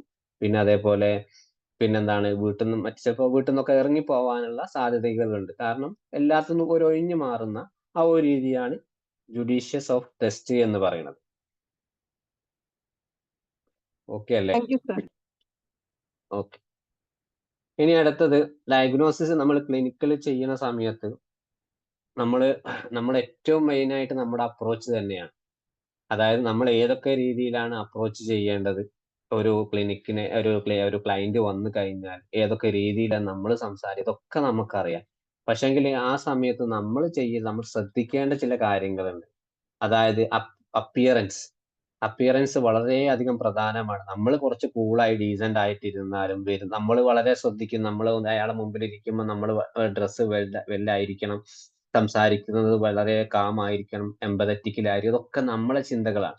അതേ സമയത്ത് നമ്മുടെ മുമ്പിൽ ക്ലയന്റ് വരുന്ന സമയത്ത് നമ്മൾ ആരെങ്കിലും ശ്രദ്ധിച്ചിട്ടുണ്ടോ അയാളുടെ വസ്ത്രധാരണം എങ്ങനെയായിരുന്നു? അല്ലെങ്കിൽ നിങ്ങളൊക്കെ ശ്രദ്ധിക്കുന്ന ആളെ എനിക്കറിയാം. പക്ഷെ പലരും എന്താണ്, എനിക്ക് തന്നെ നേരിട്ടൊരു അനുഭവമാണ്. കാരണം മുമ്പ് ഒരു ക്ലയന്റ് വന്ന സമയത്ത്, പിന്നെ ഒരു ക്ലിനിക്കിൽ ഞാൻ ഒരു ആളെയും കൊണ്ടുപോയ സമയത്ത് അയാൾ എന്താണ് ഒരു ഷർട്ടിന്റെ കൈ ഇങ്ങനെ മടക്കി വെച്ചിട്ടുണ്ട്, ഒരു കൈന്റെ ഷർട്ട് ഇത് തൂക്കിയിട്ടുണ്ട്. അപ്പോ ഇതൊക്കെ എന്താണ് ആ ഒരു തെറാപ്പിസ്റ്റ് എന്നല്ലേ അയാൾ അതൊന്നും ശ്രദ്ധിച്ചിട്ടില്ല. അതേപോലെ ഞാൻ കുറ്റം പറയല, ചിലപ്പോൾ ആ സമയത്ത് എന്തെങ്കിലും തിരക്ക് കാരണം പലതരത്തിലായിരിക്കാം. പക്ഷെ അതൊന്നും എന്താണ് നമ്മൾ പഠിച്ചിട്ടില്ല. എന്താണ് ലോജിക്കലി നമ്മൾ എന്താണ് അപ്പിയറൻസ് വളരെയധികം ശ്രദ്ധിക്കേണ്ട കാര്യങ്ങളാണ്. രോഗി വന്ന സമയത്ത് എങ്ങനെയായിരുന്നു നമ്മളെ മുമ്പിൽ ഇരുന്നത്, അയാളെ വൃത്തിയോട് കൂടിയിട്ടാണ് വന്നിട്ടുള്ളത്. അതേപോലെ തന്നെ കൈകളിലൊക്കെ എങ്ങനെ എന്തെങ്കിലും ചളിയോ അങ്ങനത്തെ പൊടികളൊക്കെ നിന്നിട്ടുണ്ടോ, അല്ലെങ്കിൽ ബട്ടൺസ് അങ്ങനെ കയറ്റി താഴെട്ട് അങ്ങനെയാണ് ഇട്ടിട്ടുള്ളത്, അല്ലെങ്കിൽ എന്താണ് നമ്മുടെ ഒരു നമ്മളുമായിട്ട് സംസാരിക്കുമ്പോൾ അയാളുടെ ശരീരഭാഷ എങ്ങനെയാണ്, അല്ലെങ്കിൽ എന്താണ് നമ്മൾ എന്തെങ്കിലും കാര്യങ്ങൾ ചോദിക്കുമ്പോൾ അങ്ങനെ മുഖത്തേക്ക് ഇങ്ങനെ ഉറ്റുനോക്കി നിൽക്കുന്നുണ്ടോ എന്നുള്ള രീതിയിലൊക്കെ നമ്മൾ എന്താണ് ആ അപ്പിയറൻസ് നമ്മൾ ശ്രദ്ധിക്കേണ്ട കാര്യങ്ങളാണ്. അതേ സമയത്ത് മൂഡിലേക്ക് വരുന്ന സമയത്ത് അയാളുടെ ഇമോഷൻസുകളാണ്. അയാൾ നമ്മുടെ മുമ്പിൽ നിലവിൽ എങ്ങനെ ആയിരുന്നു എന്നുള്ളത് വളരെയധികം ഇമ്പോർട്ടന്റ് ആയിട്ടുള്ള കാര്യം. നമ്മുടെ മുമ്പിൽ ക്ലയന്റ് വരുന്നു, ആ ക്ലയന്റിൽ പ്രസന്റ്ലി അയാളെ മെന്റൽ സ്റ്റാറ്റസ് എന്താണ്, നമ്മളോട് സംസാരിക്കുമ്പോൾ അയാൾക്ക് സങ്കടമാണോ, വല്ലാത്ത കരച്ചിലാണോ, അല്ലെങ്കിൽ ഒന്നും മിണ്ടാതിരിക്കുകയാണോ, അല്ലെങ്കിൽ ഒരു ആങ്സൈറ്റി ലെവൽ വല്ലാത്ത ഒരു ഫിയർ പോലെ ഇരിക്കുകയാണോ എന്നതൊക്കെ എന്താണ് അയാൾക്ക് നമുക്ക് മനസ്സിലാക്കാം. ആ സമയത്ത് ചിലപ്പോൾ അയാൾക്ക് ഒരു ഡിപ്രഷൻ ആയിരിക്കാം, നേരത്തെ പറഞ്ഞ PTSD പോലെയുള്ള കാര്യങ്ങളായിരിക്കാം, പലതരത്തിൽ ബുദ്ധിമുട്ട് അയാളുടെ ലൈഫിൽ ഉണ്ടാവും. പക്ഷെ അതൊക്കെ കാരണം എന്താണ്, നമ്മുടെ മുമ്പിൽ വരുമ്പോ അയാൾക്ക് ഇമോഷൻസ് ഒന്നും പ്രകടിപ്പിക്കാൻ പറ്റാത്ത അവസ്ഥയിലാണ്.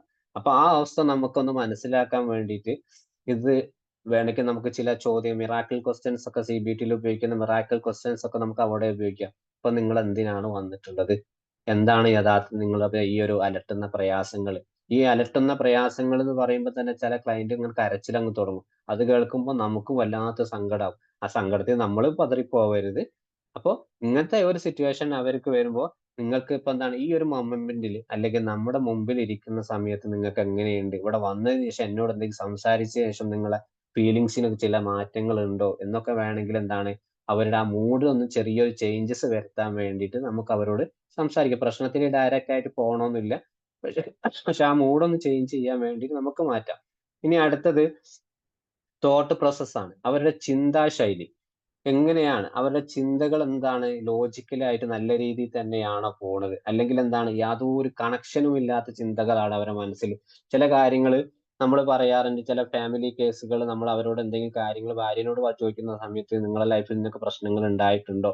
അപ്പൊ അവരൊരു ഇന്നത് ചില പ്രശ്നങ്ങളൊക്കെ ഉണ്ടായിട്ടുണ്ട്, പക്ഷെ മറ്റത് എടുത്തു പറയാൻ പറ്റാത്ത പ്രശ്നങ്ങളൊന്നും അവിടെ അതൊന്നും എടുത്തു പറയേണ്ട പ്രശ്നം. മുമ്പ് നമ്മളോട് വിശദമായിട്ട് 1 മണിക്കൂർ 2 മണിക്കൂർ കൗൺസേഷൻ ഓരോന്ന് ഇൻഡിവിജ്വൽ ആയിട്ട് കൗൺസിൽ ചെയ്യുമ്പോൾ ഇതൊക്കെ വലിയ പ്രശ്നങ്ങളായിട്ട് പറഞ്ഞിട്ടുണ്ടാവണം. പിന്നെന്താണ് നമ്മളെന്താണ് ഈ ഒരു 2 കാര്യം ഒരുമിച്ചിരുത്തുന്ന സമയത്ത് എന്താണ് ഇവര് പറയുക എന്താണ്, അതൊന്നും വലിയ പ്രശ്നമായിട്ട് ഞങ്ങൾക്ക് തോന്നിയിട്ടില്ല. ഇതാണ് അവരെ തോട്ട് പ്രോസസ്. അതായത് ഒരു കണക്ഷനും ഉണ്ടാവില്ല. ചില സമയത്ത് ഇവർക്ക് എന്താണ് യാതൊരു കണക്ഷനും ഉണ്ടാവില്ല നമ്മളോട് പറയണത്. അതേപോലെ തന്നെ എന്താണ് ഈ ചിന്തകൾ ഭയങ്കരമായിട്ട് വേഗത്തിൽ മാറിപ്പോകുന്നുണ്ട്. അതും ഇവിടെ സംഭവിച്ചിട്ടുണ്ടാവണം ഈ ഒരു കേസിൽ. ആ സംഭവിക്കുന്ന അവര് പറയാണ് ആ സമയത്ത് നമ്മൾ കാര്യങ്ങൾ ചോദിക്കുന്ന നമുക്ക് നമ്മളോട് മുമ്പിൽ കണ്ണീരോട് കൂടി ഞാൻ ഇത്രയും കാലം അയാളുടെ മുമ്പിൽ അനുഭവിച്ചു തീർക്കുകയായിരുന്നു, എന്റെ ജീവിതം തകർത്തു. രണ്ടുപേരെ ഒരുമിച്ച് തീർക്കുന്ന സമയത്ത് ആൾക്ക് രണ്ടാൾക്കും ഒന്നും പറയാനുണ്ടാവില്ല. രണ്ടുപേരും മിണ്ടാതിരിക്കും. പിന്നെ നമ്മള് കേട്ട മുമ്പ് ഇവര് പറഞ്ഞിട്ടുള്ള ഓരോ പ്രയാസങ്ങൾ എടുത്തെടുത്ത് രണ്ടോടും ഇങ്ങനെ എവിഡൻസ് ബേസ് ചോദിക്കുമ്പോഴായിരിക്കും ഇവര് രണ്ടാളും അതിനെപ്പറ്റി അതൊന്നുമില്ല, അതൊന്നും വലിയ പ്രശ്നം, ഞങ്ങൾക്ക് അതല്ല പ്രശ്നം, വേറെ പ്രശ്നങ്ങളാ ഉള്ളത്. അപ്പൊ എനിക്ക് സാറിനോട് നേരിട്ട് തന്നെ പറയണം, നിങ്ങൾ ഇയാളെ മുമ്പിൽ എനിക്കത് പറയാൻ പറ്റൂല. വീണ്ടും അടുത്ത ഇൻഡിവിജ്വൽ കൗൺസിലിംഗ് കൊടുക്കുമ്പോൾ എന്താണ് ഇതേ അവസ്ഥ തന്നെയായിരിക്കും അവിടെ നടക്കുക. അപ്പൊ ഈ ഒരു തോട്ട് പ്രോസസ്സിങ് വളരെ ഇമ്പോർട്ടന്റ് ആയിട്ടുള്ള കാര്യമാണ്. അവരെ ചിന്തയിൽ എങ്ങനെ കുടുങ്ങി കിടക്കുന്ന എന്തെങ്കിലും പ്രശ്നങ്ങളുണ്ടോ അല്ലെങ്കിൽ മാറിപ്പോകുന്ന കാര്യങ്ങളാണോ എന്ന്. ഇനി അടുത്തത് പെർസെപ്ഷൻ. പെർസെപ്ഷൻ എന്ന് പറയുന്നത് അവരെ കാഴ്ചപ്പാടുകളാണ്. കാഴ്ചപ്പാടുകൾ ഇതൊക്കെ നമ്മൾ പരിശോധിക്കുന്ന സമയത്ത് ഈ ഒരു പ്രസന്റ് പ്രോബ്ലം അത് യഥാർത്ഥത്തിൽ അവരുടെ ലൈഫിൽ നടന്നിട്ടുള്ള കാര്യങ്ങളാണോ അത് ഇല്ലാത്തതാണോ ഇവർ ഊഹിച്ച്. അപ്പോ നമ്മളൊരു ടെക്നിക്കലി ആയിട്ട് ഒരു CBTയിലെ ടെക്നിക്കൽ ഉപയോഗിക്കുന്ന സമയത്ത് ഒരു സിറ്റുവേഷൻ ബേസ്, അയാൾക്ക് ചിലപ്പോൾ സിറ്റുവേഷന് തെറ്റിദ്ധാരണകളായിരിക്കും ഈ ഒരു പ്രശ്നത്തിലേക്ക് വന്നിട്ടുണ്ടാവുക. അപ്പൊ അയാൾ റിയൽ ആയിട്ട് കണ്ടിട്ടുണ്ടാവില്ല. അപ്പോ ഒരു പെൺകുട്ടി അയാൾ പറയാണ് അയാളെ ഫോൺ വിളിച്ചിട്ട് വിളിക്കും 3 തവണ വിളിച്ചു എടുത്തിട്ടില്ല. അപ്പൊ അയാൾക്ക് പെൺകുട്ടിക്ക് തോന്നി ഇനി അയാൾക്ക് എന്നെ വേണ്ട, അതുകൊണ്ട് ഞാൻ ബ്രേക്കപ്പ് ആയി. അപ്പൊ ഈ ഒരു 3 തവണ വിളിച്ചപ്പോ എന്താണ് അയാൾ എന്തെങ്കിലും സിറ്റുവേഷനിലായിരിക്കാം, ഒന്നുകിൽ ബിസി ആയിരിക്കാം, ഫോൺ സൈലന്റ് ആയിരിക്കാം, മറ്റു തരത്തിൽ ജോലിയിലായിരിക്കാം. ഇത് കുട്ടീനോട് ഓപ്പോസിറ്റ് ആയിട്ട് പറയാൻ പറഞ്ഞു, ഇതാണല്ലേ സത്യം, എനിക്ക് അങ്ങനെ ആ സമയത്ത് ചിന്തകൾ വന്നിട്ടില്ല. ഇതേപോലെ എന്താണ് അവരെ തെറ്റിദ്ധാരണകളായിട്ടുള്ള ഒരു കാഴ്ചപ്പാടുകൾ അവരുടെ ലൈഫിൽ ഉണ്ടാവും. ആ സമയത്ത് എന്താണ് ചില ആളുകൾക്ക് ഹലൂസിനേഷൻ ഉണ്ടാവും, പറയാത്തതൊക്കെ കാണുന്നതായിട്ട് തോന്നി, അല്ലെങ്കിൽ എന്താണ് ഈ ഒരു ഡെലൂഷൻസ് പോലെ പലതരത്തിലുള്ള ശബ്ദങ്ങൾ കേൾക്കുക, ആളുകളെ ഇങ്ങനെ പലതരത്തിൽ അവർക്ക് എന്താ ഡെയിലി ലൈഫിൽ അവർക്ക് കാണും. അപ്പൊ ഒരു കേസ് വന്നാൽ എന്താണ് ഇതുപോലെ എല്ലാ കാര്യങ്ങളും നമ്മൾ ചോദിച്ചറിയണം. ഇനിയിപ്പോ കൊഗ്നീഷനിലേക്ക് വരുമ്പോ ഓർമ്മശക്തിയാണ്. ചില ആളുകൾക്ക് എന്താ ഓർമ്മശക്തി എന്ന് പറയുന്നത്, നമ്മൾ കുട്ടിക്കാലത്തെ ചില കാര്യങ്ങളൊക്കെ നോക്കുമ്പോൾ അവർക്ക് ഒന്നും പറയാൻ പറ്റില്ല. എങ്ങനെയായിരുന്നു എന്റെ കുട്ടിക്കാലം, എനിക്ക് എങ്ങനെയായിരുന്നു ഈ രീതിയിൽ, ഞാൻ എങ്ങനെയാണ് ഈ രീതിയിൽ എത്തിപ്പെട്ടത്, അതൊന്നും അവർക്ക് പറയാൻ പറ്റില്ല, ഓർമ്മ കിട്ടൂല. ചിലപ്പോൾ മനഃപൂർവ്വമായിട്ട് എന്താണ് പിന്നെ പറയാതിരിക്കുന്നതാണ്. അന്ന് സമയത്ത് വേറെ എന്തെങ്കിലും സംഭവിച്ചിട്ടുണ്ടെങ്കിൽ നല്ല രീതിയിലായിട്ടൊരു ജീവിതം, അല്ലെങ്കിൽ പല ക്ലയന്റും പറയാൻ താല്പര്യപ്പെടില്ല. പിന്നെ നമ്മൾ പല ടെക്നിക്കുകൾ ഉപയോഗിച്ചിട്ടാണ് ഇവരെ കൊണ്ട് ഹീലിംഗ് ഒക്കെ ചെയ്തിട്ടാണ് നമ്മൾ അത് പറയിപ്പിക്കുന്നത്. പക്ഷെ ഇത് സമയത്ത് എന്താണ് കൊഗ്നീഷന്റെ സ്ഥാനത്ത് നമുക്ക് എന്താണ് അവർക്ക് ഓർമ്മശക്തി ഉണ്ടാവില്ല. പിന്നെ നമ്മൾ പറയുന്ന കാര്യത്തിൽ ഒരു ശ്രദ്ധയും ഉണ്ടാവില്ല. നമ്മൾ എന്ത് പറഞ്ഞാലും മൂളി കേൾക്കും. എന്നിട്ട് അവസാന സെഷൻ അവസാനിപ്പിക്കുന്ന സമയത്ത് എന്തെങ്കിലും ചോദിച്ചു കഴിഞ്ഞാൽ അതൊന്നും ഓർമ്മയുണ്ടാവില്ല. എന്തൊക്കെ കാര്യങ്ങളാണ് ചെയ്തിട്ടുള്ളത് അതൊന്നും അറിയും. അതേപോലെ ഈ ഒരു പ്രശ്നം എപ്പോഴാണ് സംഭവിച്ചിട്ടുള്ളത്, അല്ലെങ്കിൽ എവിടെയാണ്, ഏത് സ്ഥലത്ത് നിന്നാണ് നിങ്ങൾക്ക് ഈ ഒരു ഭയം, ഈ ഒരു പേടിപ്പെടുത്തുന്ന സംഭവങ്ങൾ ലൈഫിൽ ഉണ്ടായി, ഇതൊന്നും അവർക്ക് ഓർമ്മയുണ്ടാവില്ല. ചിലപ്പോ എന്താണ് നേരത്തെ പറഞ്ഞതുപോലെ മനഃപൂർവ്വമായിട്ട് ഒരു മറവി ഉണ്ടാവും. അപ്പോ കൊഗ്നീഷനിൽ നമ്മൾ ശ്രദ്ധിക്കേണ്ടത് അവരുടെ ഓർമ്മശക്തിയാണ്. ഇനിയിപ്പോ സ്പീച്ചിലേക്ക് വരുന്ന സമയത്ത് നമ്മൾ ശ്രദ്ധിക്കണം, അവര് നമ്മളോട് സംസാരിക്കുമ്പോൾ വേഗത എത്രത്തോളം സ്പീഡ് കുറച്ചിട്ടാണ്, അല്ലെങ്കിൽ ശബ്ദം വളരെയധികം കൂടുതലാണോ കുറഞ്ഞിട്ടാണ്. ചില ആളുകൾ സംസാരിക്കുന്ന സമയത്ത് ചുണ്ടിങ്ങനെ അനക്കുന്നതായിട്ട് നമുക്ക് തോന്നും, നമുക്കൊന്നും മനസ്സിലാവില്ല. അപ്പോ അതേപോലെ സംസാരിക്കുന്നത് എന്താണ് ഇവരെ പ്രശ്നമായിട്ട് എന്തോ ബന്ധമുള്ളതാണോ അല്ലെ ബന്ധമില്ലാത്ത കാര്യമാണോ എന്നുള്ളത് അവർക്കറിയില്ല. അപ്പോ വെരി സ്ലോ സംസാരിക്കുന്ന ഒരാളാണെങ്കിൽ വളരെ സങ്കടത്തോടെ സംസാരിക്കുകയാണെങ്കിൽ നമ്മൾ ഒന്ന് മനസ്സിലാക്കണം, അയാൾക്ക് ഡിപ്രസീവ് ആയിട്ടുള്ള ഒരു അവസ്ഥയിൽ കൂടെ കടന്നു പോയിട്ടുള്ള ആളാണ്. അവിടെ ഒരു സിംറ്റംസ് ആണ് നമുക്ക് മനസ്സിലാവുക. വെരി സ്ലോ ആയിട്ട് നമുക്ക് മനസ്സിലാവാത്ത രീതിയിൽ നമ്മുടെ മുഖത്ത് നോക്കാതെ സംസാരിക്കുന്ന ഒരാളാണെങ്കിൽ അയാൾക്ക് ഡിപ്രഷന്റെ സിംറ്റംസുകൾ ഉണ്ട് എന്ന് മനസ്സിലാക്കുക. അതേപോലെ എന്താണ് സംസാരിക്കുമ്പോൾ എന്താണ് കുറച്ച് ഭയങ്കര അഗ്രഷനും ഒക്കെ ആയിട്ട് സംസാരിക്കുന്ന, ഭയങ്കര മുഖത്തേക്കൊന്നും എന്താ കാഠിന്യത്തോട് നമ്മളെ മുമ്പിൽ സംസാരിക്കുകയാണ്, ചോദിക്കുന്നതിനൊക്കെ മറുപടി നമ്മളോട് പറയാം. അവർക്ക് എന്തെങ്കിലും മാനിയായിട്ട് എന്തെങ്കിലും പേടിപ്പെടുത്തുന്ന ലൈഫിൽ എന്തെങ്കിലും സംഭവം ലൈഫിൽ ഒരു ആങ്സൈറ്റി ലെവലോ അല്ലെങ്കിൽ OCD പോലത്തെ എന്തെങ്കിലും കാര്യം അവരുടെ ലൈഫിൽ ഉണ്ടാവും. അപ്പൊ എന്താണ്, നമുക്ക് ഈ ഒരു അവരെ ശബ്ദത്തിൽ നിന്ന് മനസ്സിലാക്കി ഇന്നൊരു അസുഖത്തിന്റെ അല്ലെങ്കിൽ അയാൾ യഥാർത്ഥത്തിൽ അനുഭവിക്കുന്ന ഈ ഒരു പ്രശ്നത്തിനും സാധ്യത ഉണ്ടാവാം. അതിനും കൂടിയാണ് നമ്മൾ ആ ഒരു സ്പീച്ച് വളരെയധികം നമ്മൾ ശ്രദ്ധിക്കുന്നത്. ഇനിയിപ്പോ ഇൻസൈറ്റ് ആൻഡ് ജഡ്ജ്മെന്റിലേക്ക് വരുന്ന സമയത്ത് പിന്നെ ഇൻസൈറ്റ് എന്ന് പറയുന്നത് രോഗിക്ക് തന്നെ തോന്നും. നമ്മൾ തുടക്കത്തിൽ പറഞ്ഞു, രോഗിക്ക് തന്നെ തോന്നുകയാണ് എനിക്ക് എന്തോ ഒരു പ്രശ്നമുണ്ട് എന്ന്. പിന്നെ അത് അതേപോലെ നമ്മള് പിന്നെ അത് ചില പ്രശ്നം ഉണ്ടോ എന്ന് ചോദിച്ചു ചില അവർക്ക് അറിയില്ല എങ്ങനെയാണ് ഒരു പ്രശ്നം, എന്താണ് പ്രശ്നം, ഞാൻ അനുഭവിക്കുന്ന ബുദ്ധിമുട്ട് എന്താണ്, അല്ലെങ്കിൽ എനിക്ക് ഇപ്പോ ഡിപ്രഷൻ ആണ് എന്ന് തോന്നിച്ചു. അപ്പൊ അയാൾക്ക് അറിയാം എനിക്ക് ഉറക്കത്തിന്റെ ബുദ്ധിമുട്ടുണ്ട്, എനർജി ലെവലാണ്, എനിക്ക് ജോലിക്കൊന്നും പോകാൻ പറ്റില്ല. അപ്പൊ ഇതൊക്കെ ആൾക്ക് ഏകദേശം ഒന്ന് ധാരണ ഉണ്ടെങ്കിൽ പോലും ഇത് എന്തിൻ്റെതാണ് എന്തുകൊണ്ടാണ് എന്നുള്ളത് ഉണ്ടാവില്ല. അതേ സമയത്ത് ജഡ്ജ്മെന്റിലേക്ക് വരുന്ന സമയത്ത് എന്താണ്, യുക്തിപരമായിട്ട് ചില തീരുമാനങ്ങൾ എടുക്കാൻ പറ്റാത്ത ഒരു അവസ്ഥ അവർക്ക് ഉണ്ടാവും. അതായത് ചില സമയത്ത് അവർക്ക് തീരെ ഡിസിഷൻ എടുക്കേണ്ടി വരും കുടുംബത്തിലോ അല്ലെങ്കിൽ ഫ്യൂച്ചറിനെ പറ്റിയിട്ടൊക്കെ. അപ്പൊ ആ സമയത്തൊന്നും അവർക്ക് എന്താണ് ഒന്നും തീരുമാനം എടുക്കാൻ പറ്റാത്ത അവസ്ഥ. അപ്പൊ ചില ക്ലയന്റ് നമ്മോട് എനിക്കൊന്നും ചെയ്യാൻ പറ്റുന്നില്ല, എനിക്ക് എങ്ങോട്ടാ പോകേണ്ടതെന്ന് അറിയില്ല, എന്താ ചെയ്യേണ്ടതെന്ന് അറിയില്ല. കാരണം ഈ ചെറിയൊരു പ്രശ്നമാണ് അവരുടെ ലൈഫിൽ വന്നിട്ടില്ലെങ്കിൽ അതിന് മേലെ അവരങ്ങനെ വല്ലാതെ അങ്ങോട്ട് ആലോചിച്ച് അവിടെ എന്താണ് അപ്പിയറൻസ് പോയി, മൂഡ്സ് പോയി, തോട്ട് പ്രോസസ്സിങ് പോയി, പെർസെപ്ഷൻ പോയി, എല്ലാം അലങ്കോലായി കിടക്കുകയാണ്. അപ്പോഴാണ് നമുക്കെന്താണ് ഈ ഒരു ഡയഗ്നോസ് അപ്രോച്ച് ശ്രദ്ധിക്കുന്ന സമയത്ത് അപ്പിയറൻസ് മുതൽ ജഡ്ജ്മെന്റ് വരെ നോക്കിയാൽ ഏകദേശം നമുക്ക് ഒരു ഐഡിയ കിട്ടൂ എന്നുള്ളത്. ഇതിലൊക്കെ വേണമെങ്കിൽ നമ്മുടേതായ ശൈലിയിൽ നമ്മുടെ കമ്മ്യൂണിക്കേഷൻ സ്കില്ലുകൾ ഉപയോഗിക്കാം. പിന്നെ അതേപോലെയാണ് ഇനി ഈ ഒരു കൗൺസിലിംഗിൽ നമ്മൾ ഡയഗ്നോസിസ് ചെയ്യുന്ന സമയത്ത് ഇന്നർ നെറേറ്റീവ് എന്ന് പറയുന്ന ഉള്ളിലുള്ള ക്ലയന്റിന്റെ ഉള്ളിലുള്ള അവസ്ഥകൾ മനസ്സിലാക്കുക എന്ന് പറയുന്നത് വളരെ ഇമ്പോർട്ടന്റ് ആണ്. അവര് എക്സ്റ്റേണൽ ആയിട്ട് നമ്മളോട് ഒരുപാട് കാര്യങ്ങൾ പറഞ്ഞു, അതേ സമയത്ത് ഉള്ളിൽ എന്തൊക്കെയാണ് അവർക്ക് എന്താണ് തിരമാലകളെ പോലെ ഇളകുന്നത്, ആ ഒരു പ്രശ്നങ്ങളായിരിക്കും യഥാർത്ഥത്തിൽ അവരെ പുറത്തേക്ക് ഈ ഒരു സാഹചര്യത്തിൽ വന്നിട്ടുണ്ടാവുക. അപ്പോ അത് മനസ്സിലാക്കാൻ നമുക്ക് എന്താണ് റിജക്ഷൻ മീൻസ് എന്താണ്, സാധാരണയായിട്ട് അവർക്ക് തോന്നാണ് പിന്നെ അവര് നമ്മുടെ മുമ്പിൽ വന്ന് പറയാണ് എനിക്ക് ആരുമില്ല, അല്ലെങ്കിൽ എന്നെ ആരും മനസ്സിലാക്കുന്നില്ല, എനിക്ക് ആരെയും സന്തോഷിപ്പിക്കാൻ കഴിയില്ല, എന്റെ ലൈഫ് ഇങ്ങനെയൊക്കെ ആയിപ്പോയി എന്നുള്ളത്. അപ്പോ അവിടെ നമ്മൾ മനസ്സിലാക്കേണ്ട ഒരു കാര്യമുണ്ട്. ഈ ഒരു റിജക്ഷൻ അവിടെ പറയുന്ന സമയത്ത് നമ്മൾ പറയണം, ഒന്നുകിൽ അവർക്ക് കുട്ടിക്കാലം മുതലേ അവഗണന നേടിയിട്ടുള്ള ഒരാളാണ് സിംറ്റംസ് 1. അതേപോലെ ഇതേപോലെ മറ്റൊരു ഓഫീസിന് പ്രണയവുമായിട്ട് ബ്രേക്കപ്പ് ആയിട്ട് വന്നിട്ടുള്ള ഒരു അഡോളസന്റ് സ്റ്റേജിൽ ഒരു കുട്ടിയാണെങ്കിൽ നമുക്ക് മനസ്സിലാക്കണം അവിടെ ഒരു ബ്രേക്കപ്പ് നടന്നിട്ടുണ്ട് എന്നുള്ളത്. അതേപോലെ തന്നെ എന്താണ്, കുട്ടികളാകുമ്പോൾ ചെറിയ പ്രായത്തിൽ തന്നെ പലതരത്തിലുള്ള കൂട്ടുകാർക്കിടയിൽ നിരസിക്കലുണ്ട്, അവഗണന, അതൊക്കെ ഉണ്ടാവും. അതൊക്കെ ഏത് കാരണം എന്താണ്, ഇവര് പറഞ്ഞുകൊണ്ടിരിക്കും എനിക്ക് ആരുമില്ല, എന്നെ ആർക്കും ഇഷ്ടമില്ല, ഞാൻ ആരെയും സന്തോഷിപ്പിക്കാൻ കഴിയില്ല, ഞാൻ നല്ലൊരു കുടുംബത്തിൽപ്പെട്ടവളല്ല, എനിക്ക് ഫ്രണ്ട് സർക്കിൾ ഉണ്ടാവില്ല എന്നിങ്ങനെയുള്ള. അപ്പൊ അതിന്റെ ഫലമായിട്ട് എന്താണ്, ഇവർക്ക് മാക്സിമം എന്താണ് സോഷ്യലായിട്ട് ആളുകളുമായിട്ട് ഇടപഴകൽ കുറവും. ഇതൊക്കെ എന്താണ് റിജക്ഷനുമായിട്ട് ബന്ധപ്പെട്ടുള്ളത്. നമുക്ക് ഇവിടെ വേണമെങ്കിൽ ഡിപ്രഷൻ വേണമെങ്കിൽ എടുക്കാം. സോഷ്യലായിട്ട് കൂടുതലായിട്ട് പറയുമ്പോൾ സുഹൃത്തുക്കളുമായിട്ട് ഇടപഴകലില്ല എന്ന് പറയുമ്പോൾ എന്താണ് അവിടെ ആങ്സൈറ്റി ഉണ്ട് എന്ന് മനസ്സിലാക്കാം.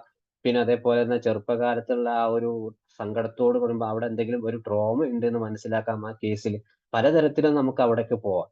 അതേപോലെ കൺട്രോളിലേക്ക് വരുമ്പോൾ അവിടെ എന്താണ്, കൺട്രോൾ മീൻസ് നമ്മുടെ മുമ്പ് തന്നെ വരുന്ന ക്ലയന്റ് പറയും എല്ലാം എന്റെ വീട്ടിലത്തെ കാര്യങ്ങളൊക്കെ ഞാൻ തന്നെയാണ് തീരുമാനിക്കുന്നത്, എല്ലാം എന്റെ കൺട്രോളിലാണ്, ഞാൻ പറയുന്നത് പോലെ എന്താണ് അവര് കേൾക്കണം, അല്ലെ കേട്ടില്ല എനിക്ക് ദേഷ്യം പിടിക്കും, അതാണ് എന്റെ യഥാർത്ഥത്തിൽ. അപ്പൊ നമുക്ക് അവിടെ തോന്നുന്ന അയാൾക്ക് ഒരു പെർഫെക്ഷനിസ്റ്റ് ആണ്.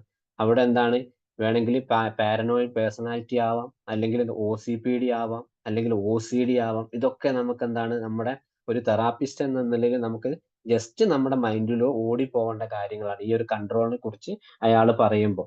ഇനിയിപ്പോ ഷെയിമിലേക്ക് വരുന്ന സമയത്ത് വളരെ ലജ്ജയോട് കൂടിയാണ് നമ്മളോട് പറയുന്നത്, ഒരു നാണം സംസാരിക്കുന്ന രീതി നമ്മളോട് പറയാണ് ഞാൻ വളരെ ഒരു പോരായ്മകളുള്ള ആളാണ്, അല്ലെങ്കിൽ എന്താണ് എനിക്ക് ഭംഗിയില്ല, അല്ലെങ്കിൽ ഒരു കഴിവില്ല, എനിക്ക് പഠിക്കാൻ കഴിവില്ല, അല്ലെങ്കിൽ എന്താ ആളുകൾ എന്നെ ശ്രദ്ധിക്കുന്നില്ല. അവിടെയൊക്കെ ആണെങ്കിൽ നമുക്ക് അവിടെയൊക്കെയാണ് ബോഡി ഡിസ്ഫോർമിക് ഡിസോർഡർ ഒക്കെ ഉള്ള ചില ആളുകൾ പെൺകുട്ടികളിലൊക്കെ കാണാൻ വളരെ മോശമായിട്ട് സ്വയമായി തെറ്റിദ്ധാരണകളുള്ളത്. അല്ലെങ്കിൽ എന്താണ് അവിടെയും വേണമെങ്കിൽ റിലേഷൻഷിപ്പുമായിട്ട് ഫാമിലി ഇഷ്യൂസ് ഒക്കെ വരുന്ന സമയത്ത് ഈ ഒരുപാട് പോരായ്മകൾ പറയുന്ന ആളുകളായിരിക്കും. അയാൾ പറയാണ് അവളെ കാണാൻ കൊള്ളൂല, അവക്ക് ഭംഗിയില്ല, ഞാൻ കല്യാണ സമയത്ത് നല്ലോണം നോക്കിയിട്ടില്ലായിരുന്നു. അപ്പൊ അതിനുശേഷം എന്താ, കല്യാണ ശേഷം എന്നും പ്രശ്നങ്ങളാണ്. അതേപോലെ അയാള് പെൺകുട്ടി പറയാണ്, അയാൾക്ക് എന്റെ അത്ര ഹൈറ്റ് ഇല്ല, എന്റെ വീട്ടുകാർ നിർബന്ധിച്ചിട്ട് എനിക്ക് ഇഷ്ടപ്പെട്ട വേറെ ഒരാളുണ്ടായി, എനിക്ക് അയാളെ ഇഷ്ടപ്പെട്ടിട്ടില്ല. പലതരത്തിലുള്ള കാരണങ്ങൾ എന്താണ് അവിടെ ഇവര് സങ്കടത്തോടും ലജ്ജയോടും കൂടി നമ്മൾ പറയും. അപ്പൊ എന്താണ് നമ്മൾ മനസ്സിലാക്കുക, ഒന്നുകിൽ ഡിപ്രസീവ് ആയിട്ടുള്ള അവസ്ഥയിൽ അയാൾ കടന്നു പോയിട്ടുള്ള, അല്ലെങ്കിൽ എന്തെങ്കിലും റിലേഷൻഷിപ്പ് ഇഷ്യൂസ് ആയിരിക്കാം, അല്ലെങ്കിൽ അവോയ്ഡൻസ് പോലെ ആങ്സൈറ്റി ലെവലിലുള്ള കാര്യങ്ങൾ അവിടെ ഉണ്ടാകും.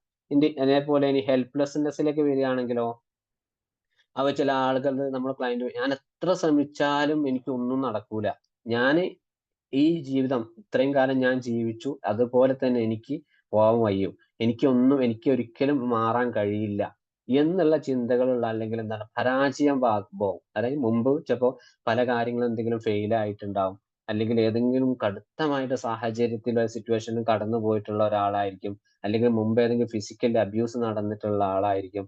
അതേപോലെ ഇങ്ങനത്തെ പല സിറ്റുവേഷനും അയാൾ വന്നിട്ടുണ്ടെങ്കിൽ എന്തെങ്കിലും ഡിപ്പെൻഡന്റ് പേഴ്സണാലിറ്റി ഡിസോർഡർ അയാളുടെ ലൈഫിൽ പണ്ട് ചെറുപ്പത്തിൽ അയാൾ പാരന്റിൽ ഡിപ്പെൻഡ് ആയിട്ട് ജീവിച്ചിട്ടുള്ള ഒരാളാണ്.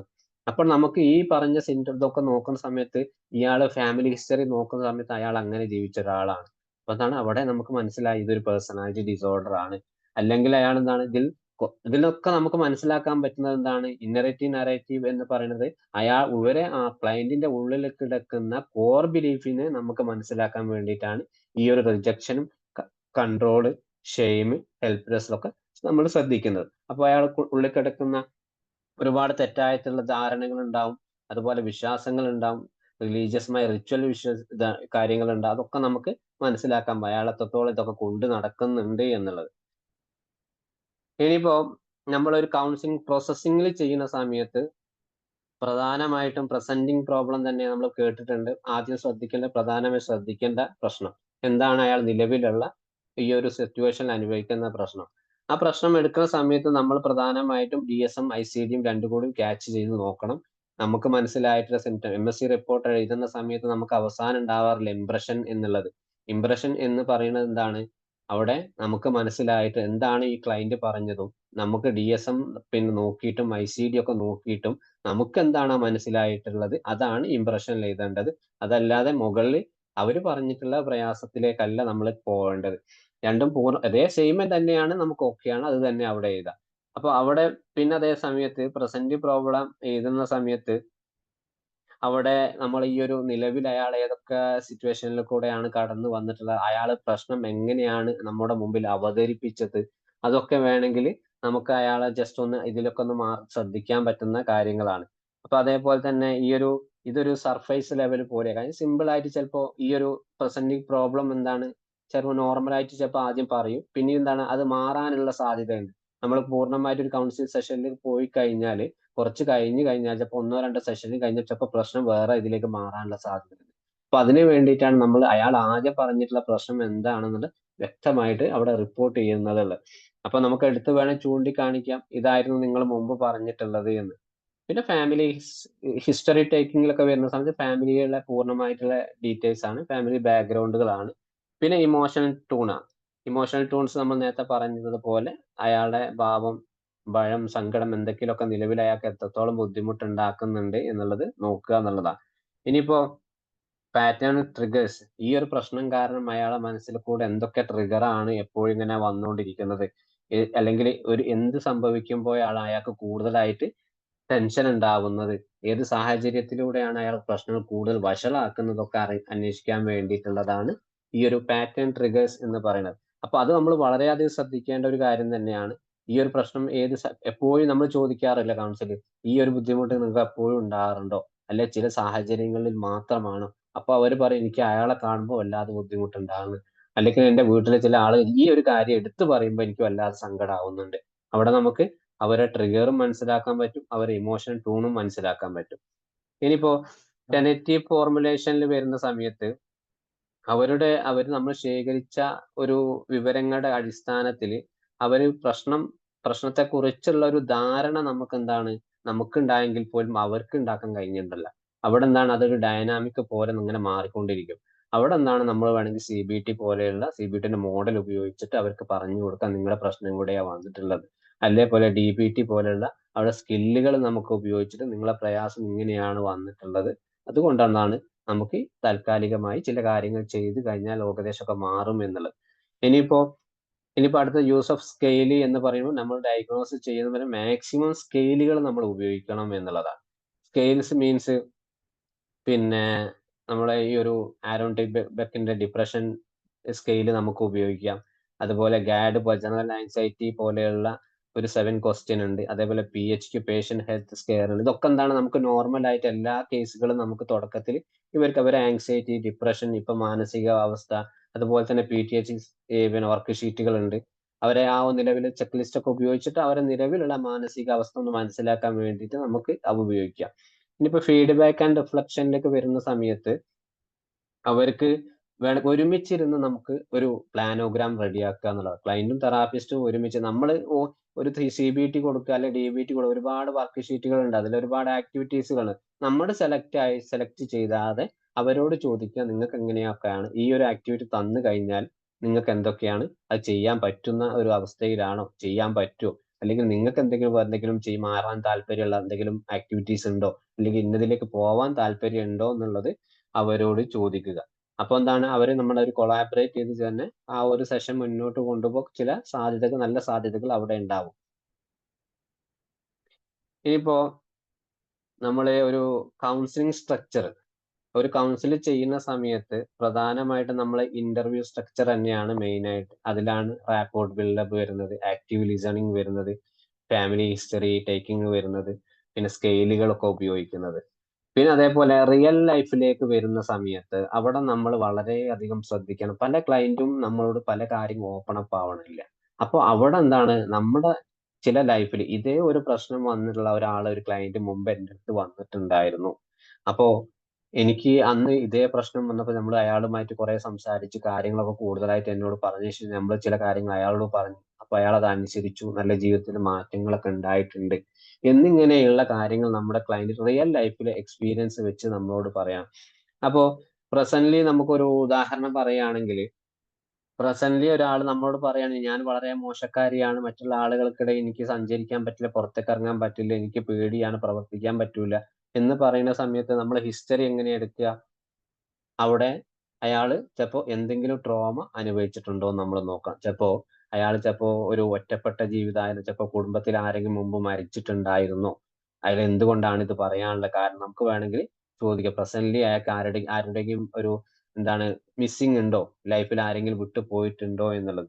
അപ്പോ അവിടെ നമുക്കൊരു പാറ്റേൺ എന്ന പോലെ ഹിസ്റ്ററി എന്നാണ്. പ്രസന്റ്ലി നമ്മൾ ചോദിച്ചു, അതിനുശേഷം ഹിസ്റ്ററി എടുത്തു, പിന്നെ ഒരു പാറ്റേണിൽ ഈ ഒരു പ്രശ്നം നിങ്ങളിപ്പോ നിലവിൽ നിങ്ങൾ പറയുന്ന സമയത്ത് നിങ്ങൾക്ക് വൈകുന്നേരമൊക്കെ ആകുമ്പോൾ കൂടുതലായിട്ട് സങ്കടപ്പെടുന്നുണ്ടോ, അല്ലെങ്കിൽ നിങ്ങൾക്ക് ഒരൊറ്റപ്പെടുന്ന ഫീലിംഗ് എപ്പോഴാണ് കൂടുതൽ ഉണ്ടാവുന്നത്? അപ്പോൾ അതേപോലെ എന്താണ് നിങ്ങൾക്ക് ഇവിടെ എന്തെങ്കിലും പ്രയാസങ്ങളൊക്കെ ഉണ്ടെങ്കിൽ ഒറ്റക്ക് സംസാരിക്കുന്നുണ്ടോ, അല്ലെ ഹലൂസിനേഷൻ ഉണ്ടോ, ഡെലൂഷൻസ് ഉണ്ടോ എന്നൊക്കെ കാര്യം പറയുന്ന സമയത്ത് അയാൾ ഓക്കെ ആണെങ്കിൽ എന്തായിരിക്കും ഇവിടെ ഡയഗ്നോസിസ്? ഈ പറഞ്ഞൊരു കാര്യത്തിൽ ആർക്കെങ്കിലും ഒന്ന് പറയാൻ പറ്റുമോ? ഒരാൾ നമ്മൾ പറയാണ്, എനിക്ക് വളരെയധികം സങ്കടമാണ്, എനിക്ക് ആരുമില്ല, സംസാരിക്കാൻ, പുറത്തിറങ്ങാൻ പേടിയാണ്, പിന്നെ വല്ലാത്തൊരു ബുദ്ധിമുട്ടുണ്ട്. അപ്പൊ അയാൾ പറയണ, എന്റെ ഒരു മാസങ്ങൾക്ക് മുമ്പ് എന്റെ അച്ഛൻ മരിച്ചു പോയിരുന്നു, അതിനുശേഷമാണ് എനിക്ക് കൂടുതലായിട്ട് ഒരു ഫീലിംഗ് വന്നിട്ടുള്ളത്. അപ്പോ എനിക്ക് ആരോടും ജോലിക്ക് പോകാൻ പറ്റുന്നില്ല, ഒറ്റയ്ക്ക് ഇരിക്കാനാണ് എപ്പോഴും തോന്നുന്നത്. ഇങ്ങനത്തെ സിംറ്റംസുകളൊക്കെ വൈകുന്നേരം ആകുമ്പോൾ എനിക്ക് കൂടുതലായിട്ട് സങ്കടം വരുന്നു. ഇതൊക്കെ ആകുമ്പോൾ നമുക്ക് എന്താ തോന്നുക? നിങ്ങളൊരു അഭിപ്രായത്തിൽ എന്തായിരിക്കും ഒരു ഡയഗ്നോസിസ്? ആർക്കെങ്കിലും ഒരു PTSD ആണോ? PTSD അല്ല, depression. Yes, depression, hyper manic ആയിട്ടുള്ള ഡിപ്രഷൻ ആണ് അവിടെ സംഭവിക്കുന്നത്. അപ്പൊ അപ്പൊ നമുക്ക് ഏകദേശം ഈ സിംറ്റംസ് ഒക്കെ അയാൾ വല്ലാതെ ഡിപ്രസീവ് ആയിട്ടുള്ള ഒരവസ്ഥയിൽ കൂടെ കടന്നു പോകുന്നുണ്ട് നമുക്ക്. അപ്പൊ അതിന്റെ സ്കെയിലുകൾ ഉപയോഗിക്കുക, അതിന് നമുക്ക് എന്തൊക്കെയാണ് മാറ്റി കൊടുക്കാൻ പറ്റുന്ന കാര്യങ്ങൾ, CBT പോലെ ടെക്നിക്കുകൾ ഉപയോഗിക്കുക, പിന്നെ ആളുകളെ കൂടുതൽ സോഷ്യലായിട്ട് ആളെ സംസാരിച്ചൊക്കെ നമ്മൾ പെട്ടെന്ന് തന്നെ അയാൾക്ക് താൽക്കാലികമായിട്ട് ഒരൊറ്റ സെഷനിൽ തന്നെ അവസാനത്തെ ഒരു 10 മിനിറ്റ് ആക്ടിവിറ്റീസിനായിട്ട് മാറ്റി കൊടുത്താൽ കുറേയൊക്കെ മാറ്റം ഉണ്ടാവും. അവിടെ റിയൽ ലൈഫ് എക്സാമ്പിൾ വെച്ച് കാര്യങ്ങളൊക്കെ പറഞ്ഞ് മനസ്സിലാക്കി കൊടുക്കുക എന്നുള്ളത്. ഇനിയിപ്പോ റിഫ്ലക്റ്റീവ് ക്വസ്റ്റ്യനിലേക്ക് വരുന്ന സമയത്ത് അയാളെ പ്രധാനമായിട്ടും ഈ കേസ് തന്നെ പറയാം. ഒരു ഡിപ്രഷന്റെ കേസിൽ തന്നെ പറയുമ്പോൾ അയാൾക്ക് ഇമോഷണലായിട്ട് ട്രിഗേഴ്സ് ഉണ്ടാക്കുന്നത് എന്തൊക്കെയാണ്? കാരണം വൈകാരികമായിട്ട് അയാൾക്ക് എന്തൊക്കെ ചിന്തകളാണ് അയാൾ മനസ്സിലൂടെ കടന്നു പോകുന്നത്. അതേ സമയത്ത് അയാളെ ബിലീഫ്സ് എന്തൊക്കെയാണ്, വിശ്വാസങ്ങൾ എന്തൊക്കെയാണ് ഇപ്പൊ നിലവിൽ. ചിലപ്പോൾ അയാൾ പറയണം എനിക്ക് ആരോടും ഇഷ്ടമല്ല, എനിക്കൊരു പുറത്തിറങ്ങാൻ പേടിയാണ്, എനിക്ക് എന്നെ ആരും ശ്രദ്ധിക്കുന്നത്. ഇതൊക്കെ എന്താണ് തെറ്റായിട്ടുള്ള ഒരുപാട് കോർ ബിലീഫ്സുകളാണ്. ആ ബിലീഫ്സിനെ നമ്മൾ കണ്ടെത്തുക എന്നുള്ളതാണ്. പിന്നെ ഇമ്പാക്ട് ഓഫ് ദ ലൈഫ് എന്ന് പറയുന്ന സമയത്ത് അയാൾക്ക് ഇപ്പൊ നിലവിൽ അയാളുടെ ലൈഫിൽ എന്തെങ്കിലും ഒരു ഇമ്പാക്ട് ആരുടെ ഭാഗത്തുനിന്ന് ഉണ്ടായിട്ടുണ്ടോ? കാരണം അയാള് ചിലപ്പോ ഈ ഒരു പെൺകുട്ടിയാണെങ്കിൽ അച്ഛന്റെ മരണശേഷം ഒറ്റപ്പെട്ടു എന്ന് വിചാരിക്കുക. അപ്പോൾ അടുത്തുള്ള വീട്ടുകാർ, സ്വന്തം വീട്ടുകാരൊക്കെ പറയാണ് നിന്നെ അച്ഛൻ വല്ലാതെ അങ്ങ് സ്നേഹിച്ചിരുന്നു, നിനക്ക് വല്ലാത്തൊരു നഷ്ടം തന്നെ. അത് റിപ്പീറ്റഡ് ആയിട്ട് പറഞ്ഞു കൊടുക്കുകയാണ്. അല്ലെ കൂട്ടുകാർ പറയാണ് നിന്റെ അച്ഛൻ മരിച്ചു പോയില്ലേ, നിന്റെ സങ്കടം നിനക്ക് എങ്ങനെ താങ്ങാനാവും? അല്ലെങ്കിൽ സ്വന്തം ഭർത്താവ് മരിച്ചുപോയി, വീട്ടുകാർ പറയാണ് നിങ്ങൾ നല്ലൊരു ലൈഫല്ല, നിനക്ക് എങ്ങനെ താങ്ങാൻ കഴിയും? ഇതൊക്കെ നമ്മൾ നിരന്തരമായിട്ട് അവർ പറയുന്ന സമയത്ത് എന്താണ് അവർക്ക് പൂർണ്ണമായിട്ടും തന്നെ വീണ്ടും വീണ്ടും താഴ്ത്തട്ടിലേക്ക് അവർ പോകും മാനസികമായിട്ട്. അപ്പൊ എന്താണ് ഇങ്ങനത്തെ സിറ്റുവേഷനിലൊക്കെ എന്താണ് കറക്റ്റ് ആയിട്ട് നമ്മൾ ആളുകൾക്കിടയിൽ ഒരു സൈക്കോ എഡ്യൂക്കേഷൻ കൊടുത്താൽ തന്നെ കുറെയൊക്കെ മാറ്റങ്ങൾ ഉണ്ടാവും. ഇനിയിപ്പോ DSM ICD ലെവലിനാണ് നമ്മൾ കൂടുതലായിട്ട് ഇപ്പോഴത്തെ ഒരു കാലത്ത് നമ്മൾ ശ്രദ്ധിക്കാറുള്ളത്. അപ്പോ നമ്മൾ ഈ ഒരു പ്രശ്നം കേൾക്കുന്ന സമയത്ത് തന്നെ യൂസ് ഓഫ് കാഷ്വലി എന്ന് പറയുമ്പോൾ മാക്സിമം എന്താണ് ക്ലിനിക്കലി നമ്മൾ ഈ ഒരു DSM ICD-10 11 പോലുള്ള കാര്യങ്ങൾ ഉപയോഗിച്ചിട്ട് സിംറ്റംസുകൾ മനസ്സിലാക്കുക എന്നുള്ളത്. അവിടെ നമ്മൾ വ്യക്തമാക്കുന്നതിന് എന്തിനാണ് ഉപയോഗിക്കുന്നത് എന്ന് ചോദിച്ചാൽ ക്ലിനിക്കലി നമുക്ക് വ്യക്തമായിട്ടൊരു ധാരണ ഉണ്ടാക്കിയാൽ മതി. ഇയാൾക്ക് ഈ ഒരു അസുഖം തന്നെയാണ് വ്യക്തമാക്കാൻ വേണ്ടിയിട്ടാണ് നമ്മൾ DSM-5 പോലുള്ള ടൂൾസുകൾ ഉപയോഗിക്കുന്നത്. അതേപോലെ തന്നെ എന്താണ് നമുക്ക് വേണമെങ്കിൽ ഈ ഒരു കേസ് നമ്മുടെ മുമ്പിൽ വന്ന് നമുക്കൊന്നും മനസ്സിലാവുന്നില്ല, അയാൾക്ക് ഇത് ഒരു സൈക്കാട്രിക് ലെവലിലേക്ക് തന്നെ സൂയിസൈഡ് കേസാണ്, നമുക്ക് റെഫർ ചെയ്തേ പറ്റൂ. അപ്പോൾ റെഫർ ചെയ്യണം പറ്റുമെങ്കിൽ നമുക്ക് ആദ്യം അറിയണം ഇയാൾക്ക് എന്തൊക്കെ ബുദ്ധിമുട്ടാണുള്ളത്. അപ്പോഴും നമ്മൾ എന്താണ് DSM ICD പോലുള്ള കാര്യങ്ങൾ ക്ലാസിഫിക്കേഷൻസ് നമ്മൾ ഉപയോഗിച്ചിട്ട് അതിന്റെ സിംറ്റംസുകൾ പൂർണ്ണമായിട്ടും നമ്മൾ നോക്കണം. പിന്നെ അതേപോലെ ഈ ഒരു ക്ലയന്റിന് ഒരു ബെനിഫിറ്റും എന്ന് കുറെ കാലമായിട്ട് ഈ ഒരു ക്ലയന്റ് ഇങ്ങനെ തന്നെയാണ്. അപ്പൊ ക്ലയന്റിന് ചിലപ്പോൾ ഇതെന്താണ് അസുഖം, എന്താണ് പ്രയാസം തിരിച്ചറിയാൻ വേണ്ടിയിട്ട് നമ്മൾ പറഞ്ഞു കൊടുക്കുകയാണെങ്കിൽ നിങ്ങൾ അനുഭവിക്കുന്ന പ്രയാസം DSM എന്ന മെഡിക്കൽ കണ്ടീഷൻ ക്ലാസിഫിക്കേഷൻ ഇന്നൊരു പ്രയാസമാണ്, അതിന് ഇന്ന സിംറ്റംസുകളൊക്കെ ഉണ്ട്. അപ്പൊ എന്താണ് അത് പറഞ്ഞു കൊടുക്കുമ്പോൾ എന്താണ് ആ ക്ലയന്റിന് മനസ്സിലാവും എന്താണ് ഞാൻ ഇത്രയും കാലം അനുഭവിച്ചത് ഈ ഒരു പ്രയാസമായിരുന്നു, അല്ലാതെ വല്ലാതൊരു മെഡിക്കൽ കണ്ടീഷൻ ഇൽനെസ് ഒന്നും അല്ല, ഇതൊക്കെ മാറ്റാവുന്ന ഒരു രീതി മാത്രമാണ്. അതിന്റെ ആ ഒരു പിന്നെന്താണ് അതിന് ട്രീറ്റ്മെന്റ് പ്ലാനും നമ്മൾ അവരെ അവിടെ കൂടെ തന്നെ പറഞ്ഞു കൊടുക്കുക. അപ്പൊ ഏകദേശം എന്താണ് കേൾക്കുന്ന ആൾക്കൊരു തോന്നും എന്താണ് എന്റെ പ്രശ്നം വലിയ ഹൈ ആയിട്ടുള്ളതല്ല എന്നുള്ളത്. പിന്നെ അതേപോലെ തന്നെ എന്താണ് the name of the problem എന്ന് പറയുന്നത് എന്താണ് മാക്സിമം എന്താണ് നമ്മൾ സംസാരിക്കുന്ന സമയത്ത് ഒരു പേരിട്ട് കൊടുക്കാതിരിക്കുക, ലേബൽ. അതായത് ആ ഒരു അസുഖത്തിന് ഇന്ന അസുഖമാണ് നമുക്ക് വേണേ പറയാം, എങ്കിൽ പോലും എന്താണ് ആ ക്ലയന്റ് ചിലപ്പോൾ അതിൽ കേൾക്കുമ്പോൾ PTSD എന്നൊക്കെ ചിലപ്പോൾ ഒരു നോർമൽ ആയിട്ടുള്ള ഒരാൾക്ക് കേൾക്കുമ്പോൾ മനസ്സിലായിക്കണമെന്നില്ല. അതേപോലെ തന്നെ കണ്ടക്ട് ഡിസോർഡർ, കുട്ടീനോട് പറയാം നിനക്ക് കണ്ടക്ട് ഡിസോർഡർ ആണ്, അല്ലെങ്കിൽ എന്താണ് ഒരു ഡിസ്ഫോർമിക് ആയിട്ടുള്ള ഡിസോർഡർ ആണ് എന്ന് പറയുമ്പോൾ സമയത്ത് ആ വാക്ക് പോലും കേട്ടിട്ടുണ്ടാവില്ല. അപ്പൊ എന്താണ് നമ്മൾ ചെയ്യേണ്ടത്? ആദ്യം ആ പ്രോബ്ലത്തിന് പേരിടാതെ അതിന്റെ വ്യക്തമായിട്ടുള്ള ലക്ഷണങ്ങൾ അവർ ക്ലയന്റിനെ പറഞ്ഞ് മനസ്സിലാക്കി കൊടുക്കുക. അപ്പൊ പിന്നീട് നമുക്ക് അവസാനം ഫൈനലി ഇതൊരു മെഡിക്കൽ കണ്ടീഷൻ അല്ലെങ്കിൽ സൈക്കോളജിക്കൽ ആയിട്ടുള്ള ഒരു വാക്ക് ഇങ്ങനെയാണ് വരുന്നത് എന്നുള്ളത്. അപ്പൊ എന്താണ് അവർക്കൊരു ഇതിനെ പറ്റിയുള്ള ഒരു അവയർനെസ് ഉണ്ടാവും. അതുമായിട്ട് എന്താണ് അവർ പൂർണ്ണമായിട്ട് നമ്മൾ സഹകരിക്കാൻ തയ്യാറാവും. ഇനിയിപ്പോ ഫീഡ്ബാക്ക് കൊളാബറേഷനിൽ വരുന്ന സമയത്ത് മാക്സിമം എന്താണ് ഈ ഒരു പിന്നെ മാക്സിമം നമ്മളുമായിട്ട് സംസാരിക്കുന്ന സമയത്ത് നമ്മൾ ഷെയർ യുവർ ഇംപ്രഷൻ എന്ന് പറയുന്നത് ക്ലയന്റ് പറഞ്ഞത് നമുക്ക് എന്താണ് മനസ്സിലായിട്ട് നമ്മളോട് ക്ലയന്റ് എന്താണ് പറഞ്ഞിട്ടുള്ളത് അത് അതേപോലെ അവരുമായിട്ട് ഡിസ്കസ് ചെയ്യുക, പങ്കുവെക്കുക എന്നുള്ളതാണ്. അപ്പോ നിങ്ങളിൽ അവസാനം നമുക്ക് വേണമെങ്കിൽ ഒരു കണ്ടിന്യൂഷൻ വേണമെങ്കിൽ അവരോട് നിങ്ങൾ പറഞ്ഞത് ഇന്നത കാര്യങ്ങളൊക്കെ തന്നെയാണ്, അതെനിക്ക് ഏകദേശം ഒന്ന് മനസ്സിലായിട്ടുണ്ട്.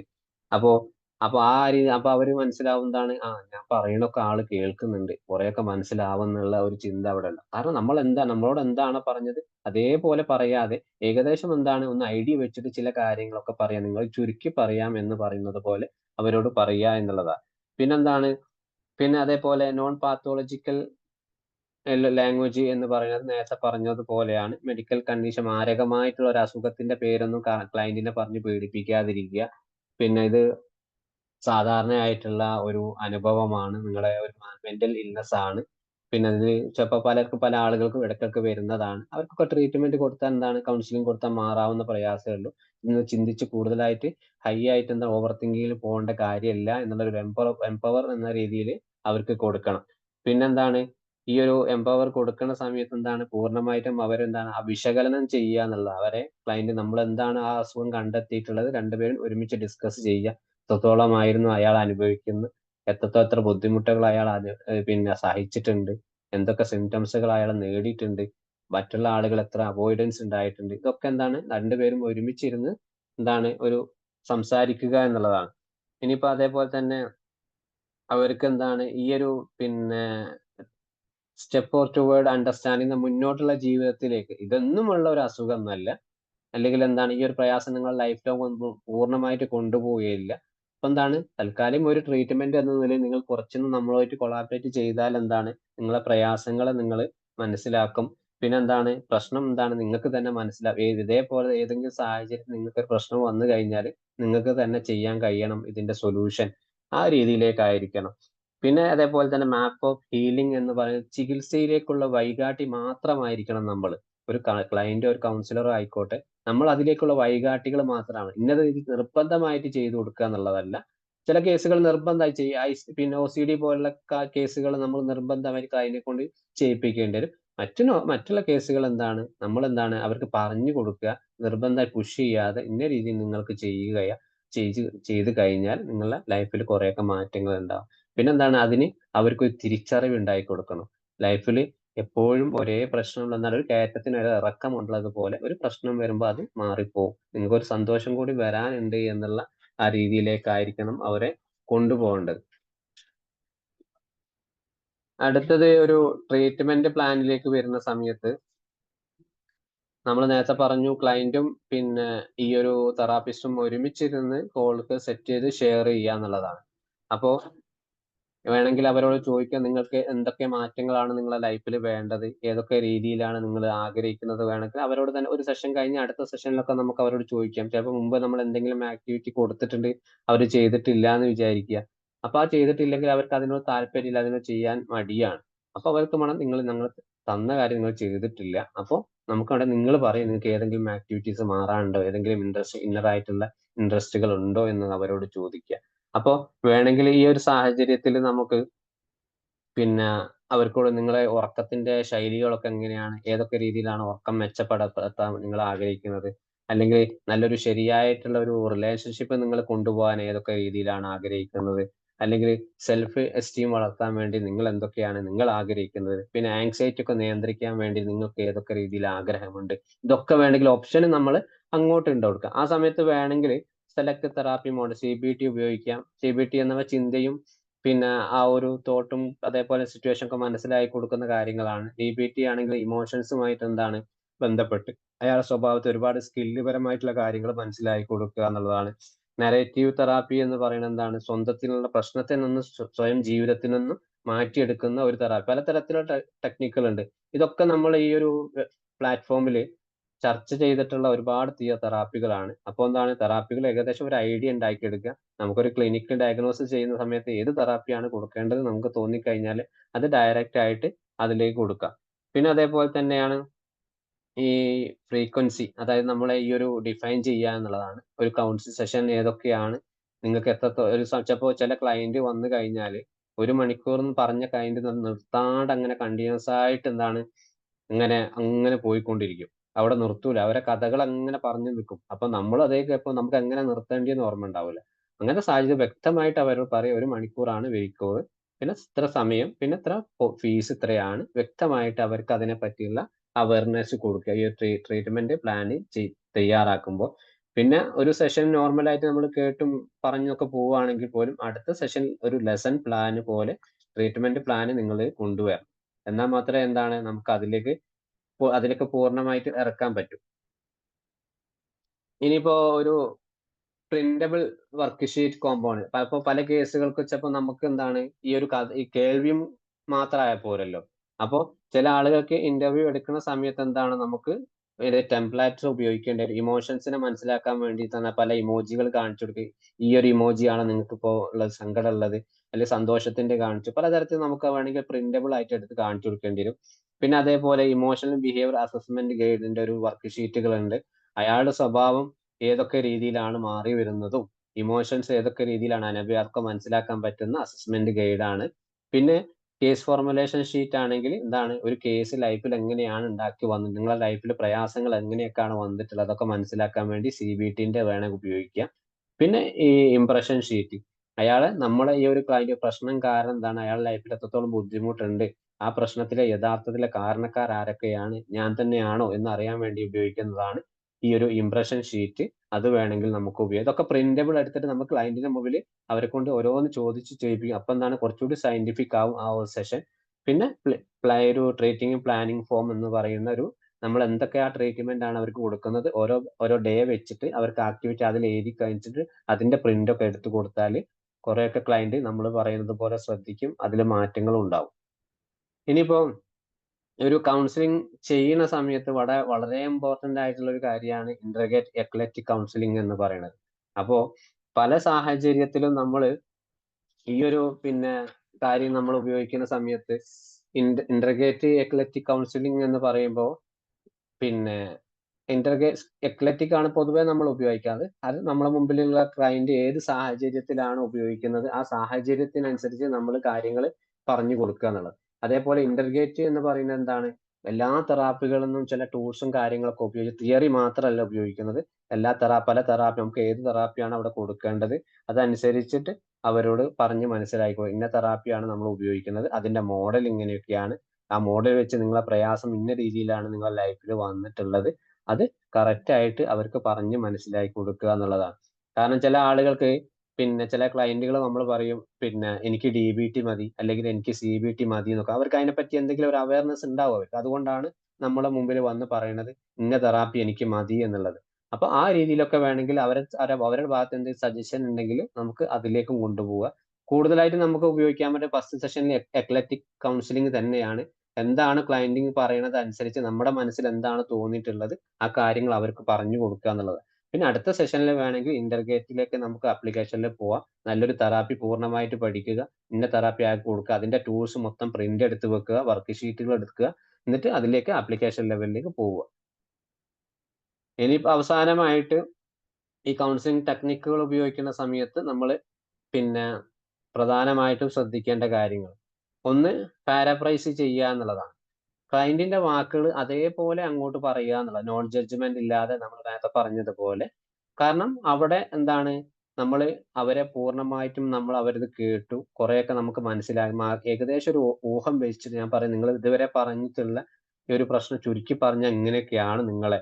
അപ്പോ അവിടെ എന്താണ്, നിങ്ങളെ പ്രശ്നം ഇതൊക്കെയാണ് പറഞ്ഞത് എനിക്ക് മനസ്സിലായി. അവിടെ ക്ലയന്റിന് എന്താണ് പർപ്പസ്, എന്താണ് ക്ലയന്റിന്റെ മനസ്സിൽ തോന്നണം ഞാൻ പറഞ്ഞ കാര്യങ്ങളൊക്കെ അയാൾക്ക് കേട്ടിട്ടുണ്ട്, മനസ്സിലായിട്ടുണ്ട് എന്നുള്ളത്.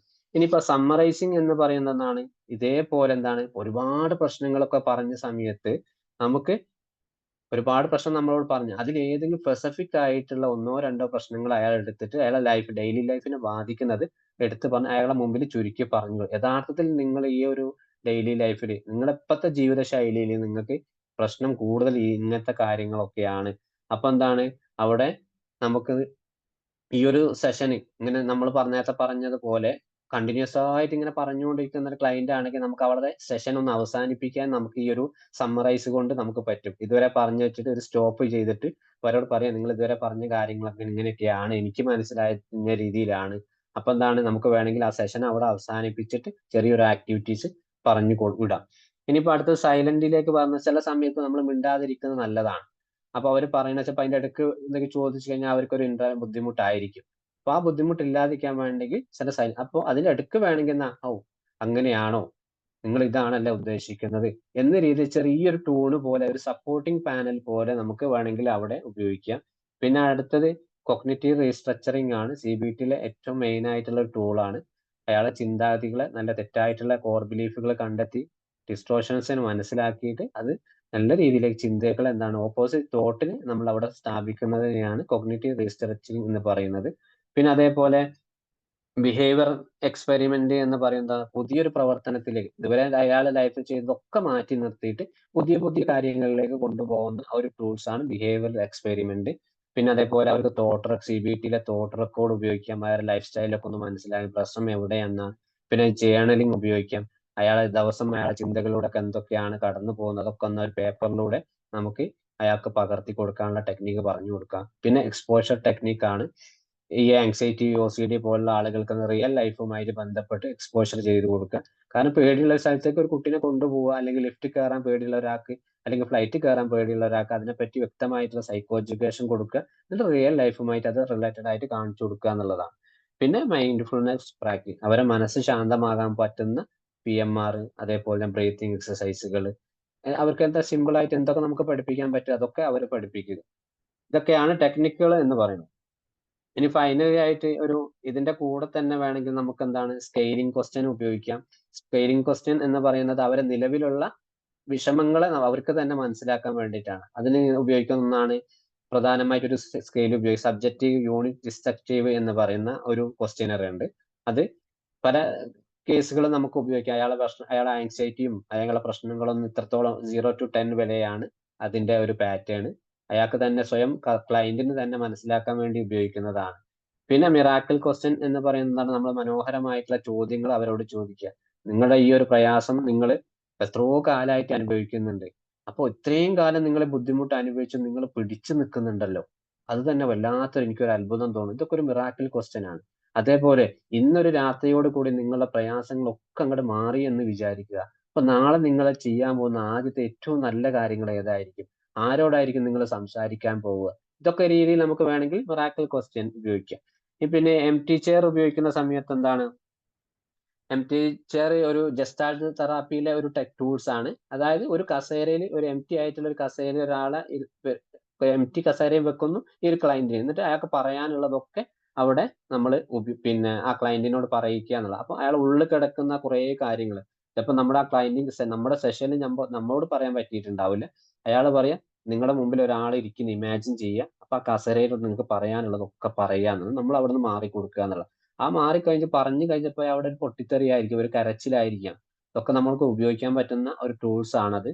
ഇനി ഫ്രീ അസോസിയേഷൻ എന്ന് പറയുന്നത് എന്താണ്, പിന്നെ അത് ഒരു സൈക്കോഡൈനാമിക് തെറി, സിഗ്മണ്ട് ഫ്രോയിഡിന്റെ ഒരു ടൂൾസ് ആണ്.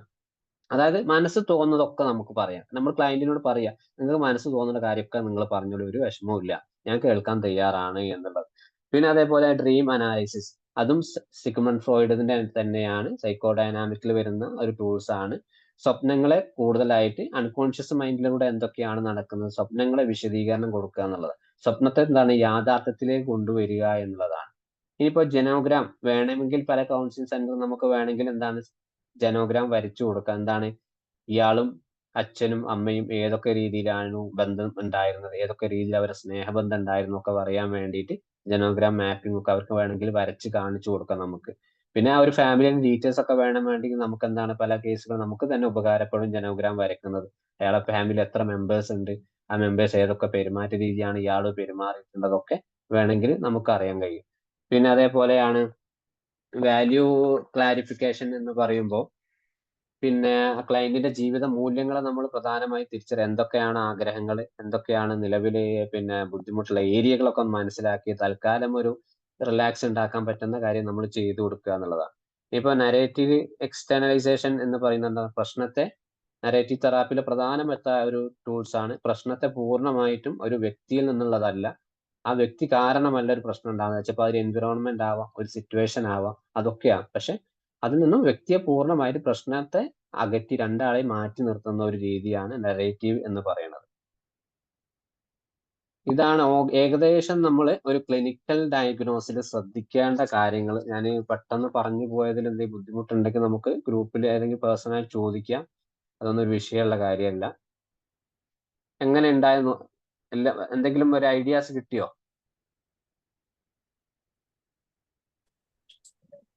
Hello sir, good evening. Good evening. ഞാൻ ഫസ്റ്റ് ടൈം ആണ് സാറിന്റെ ക്ലാസ്സിൽ ജോയിൻ ചെയ്യുന്നത്. എൻ്റെ പേര് ഷഹനാൻ ആണ്, കോഴിക്കോടാണ്. അപ്പോ ഞാൻ എഴുതി സത്യം പറഞ്ഞാൽ സാറിന്റെ ഒപ്പം എത്താൻ പറ്റിയില്ല എന്നുള്ളത് സത്യമായിട്ട് പറയാണ്. കാരണം എല്ലാം എഴുതേണ്ടത് തന്നെയാണ്. കംപ്ലീറ്റ് എന്താ പറയാ, നമുക്ക് ഭയങ്കരമായിട്ട് യൂസ്ഫുൾ ആയിട്ടുള്ള സെഷൻ തന്നെയായിരുന്നു. കുറച്ച് സമയമാണെന്നുണ്ടെങ്കിലും, അതായത് 7-നാണ് സ്റ്റാർട്ട് ചെയ്തത് തോന്നുന്നു. അപ്പൊ ഈ ഒരു 1 hour കൊണ്ട് സാറ് ഒരുപാട് കാര്യങ്ങൾ പറഞ്ഞ പോലെ എനിക്ക് തോന്നുന്നു. സത്യം പറഞ്ഞാൽ എനിക്ക് ഇതിന്റെ റെക്കോർഡ് വേണ്ടി വരും. ഞാൻ ഇത്ര സ്പീഡിൽ ഇതുവരെ എഴുതിയിട്ടില്ല സത്യം പറഞ്ഞാൽ. കംപ്ലീറ്റ് നോട്ട് ചെയ്ത് വെച്ചു എന്നുള്ളതാണ്.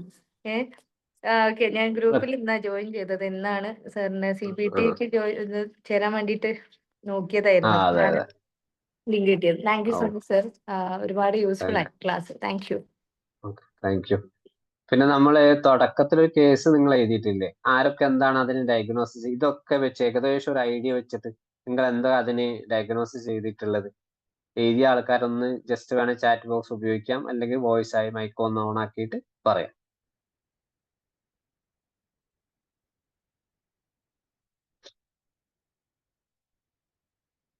ഒരാൾ പറഞ്ഞു PTSD ആണ്. സർ, എന്റെ പേര് നിജ എന്നാണ്. ഞാൻ ഫസ്റ്റ് ടൈം ആണ് സാറിന്റെ ക്ലാസ് അറ്റൻഡ് ചെയ്യുന്നത്. എനിക്ക് ഒരു ട്രോമ റിലേറ്റഡ് ഇഷ്യൂസ് ആണെന്നാ എന്റെ അതെ, അത് ഉത്തരം കറക്റ്റ് ആണ്. PTSD തന്നെയാണ് ക്ലയന്റ് യഥാർത്ഥ സമയം ട്രോമ തന്നെയാണ്. കാരണം ഒരു 6 മാസങ്ങൾക്ക് മുമ്പ് ഒരു ആക്സിഡന്റ് ഉണ്ടാവുന്നു. അതിൽ നിന്നെന്താണ് ആൾക്കൊരു ഒരു ബ്രെയിൻ ഇഞ്ചുറി സംഭവിക്കുന്നു.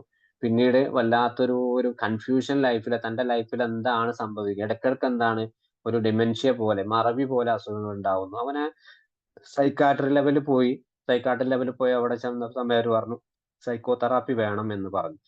അങ്ങനെ സൈക്കോതെറാപ്പി വന്നപ്പോൾ നമ്മൾ റെഫർ ചെയ്തിട്ടുള്ളത് അവിടെ PTSD എന്നുള്ളതാണ്. ട്രോമ ബേസ്ഡ് തെറാപ്പി TFSFT നിങ്ങൾ കേട്ടിട്ടുണ്ടാവും.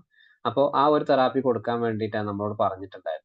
അപ്പോൾ അത് കൊടുത്തപ്പോൾ തന്നെ ആൾക്ക് വളരെ മാറ്റങ്ങൾ ഉണ്ടായിരുന്നു. പ്രധാനമായിട്ടും ഇങ്ങനത്തെ കേസുകൾ വന്നാൽ നമ്മൾ ആദ്യത്തെ എന്താണ് പ്രൊസീജിയർ ചെയ്യേണ്ടത്, എന്താണ് സൈക്കോ എഡ്യൂക്കേഷൻ. ആ PTSD ആണ് സംഭവം. അതുമായിട്ട് റിലേറ്റഡ് ആയിട്ടുള്ള സൈക്കോ എഡ്യൂക്കേഷൻ കൊടുക്കുക ആൾക്ക് വ്യക്തമായിട്ടുള്ള. കാരണം എന്താണ് ഒരു ട്രോമ, ആ ട്രോമയിൽ അയാൾ സംഭവിച്ചത് എന്തൊക്കെയാണ്, ട്രോമ സംഭവിച്ച് അയാൾ ഓൾറെഡി റിക്കവർ ചെയ്തിട്ടുള്ള ആളാണ്. അപ്പൊ അതിന്റെ മാറ്റങ്ങളൊക്കെ വെച്ച് നമ്മൾ പൂർണ്ണമായിട്ട് ഒരു സൈക്കോ എഡ്യൂക്കേഷൻ കൊടുത്തു. അതിനുശേഷം എന്താണ് എക്സ്പോഷർ കൊടുക്കുക എന്നുള്ളതാണ്. അയാൾക്ക് ഒരു ആക്സിഡന്റ് ലൈഫിൽ അവിടെ എന്താ റിയൽ ലൈഫിൽ നമുക്ക് വീണ്ടും ആക്സിഡന്റ് ഉണ്ടാക്കാൻ കാണിക്കാൻ പറ്റുമോ? ഇല്ല.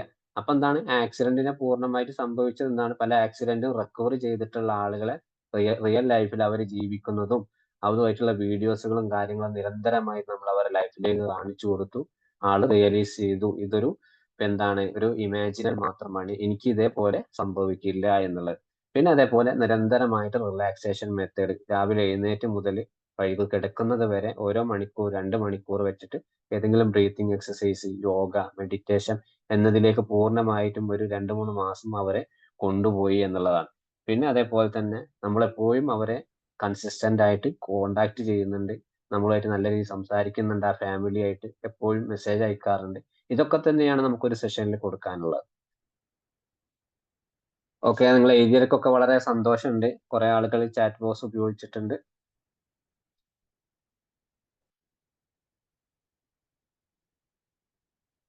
ഇന്നത്തെ റിലേറ്റഡ് ആയിട്ട് എന്താണ് നിങ്ങൾക്ക് പറയാനുള്ളത് ചോദിക്കാം.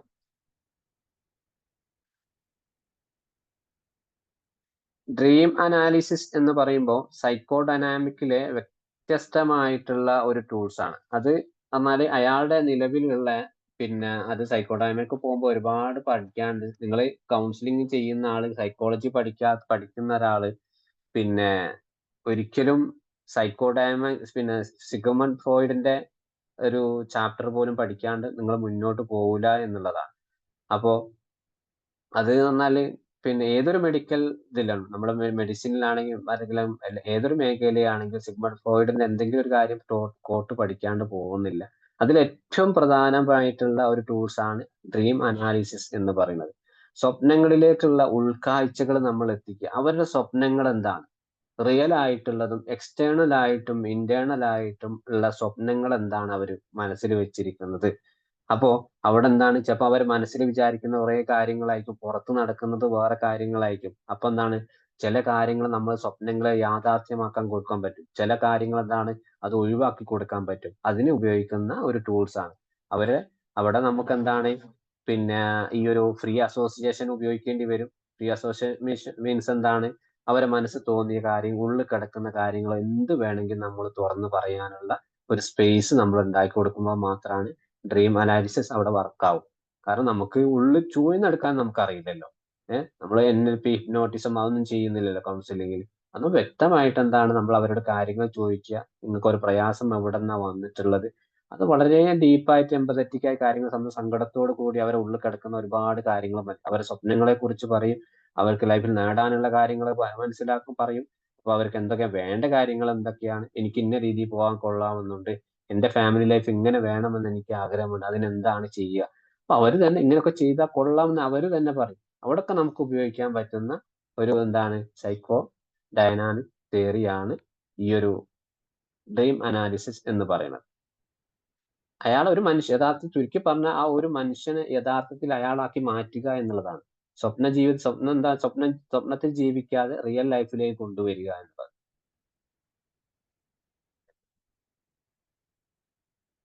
പിന്നെ സൈക്കോ ഡൈനാമിക്കിന്റെ നമ്മൾ മുമ്പ് ഏതോ 2 സെഷൻ എടുത്തിട്ടുണ്ട്. നമ്മളെ വിംബിൾ യൂട്യൂബ് ചാനലുണ്ട്, വിംബിൾ ചാനലുണ്ട്, യൂട്യൂബിൽ അടിച്ചാൽ മതി. അപ്പൊ 2 സെഷൻ ആയിട്ടുണ്ട്. എനിക്ക് തോന്നുന്നുണ്ട് 2 സെഷൻ നമ്മൾ എടുത്തിട്ടുണ്ട്.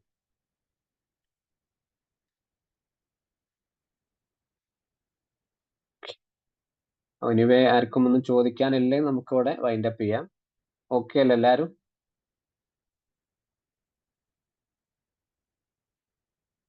ഓക്കെ, അപ്പോൾ താങ്ക് യു. നമുക്ക് പുതിയൊരു വിഷയവുമായിട്ട് അടുത്ത ആഴ്ച കാണാം. ഇതിൽ ജോയിൻ ചെയ്തിട്ട് എല്ലാവർക്കും സന്തോഷം അറിയിക്കുകയാണ്. Thank you. Good night. Thank you. എന്റെ PPT ഞാൻ ഗ്രൂപ്പിൽ ഷെയർ ചെയ്യാം കേട്ടോ. Okay, thank you sir. Thank you.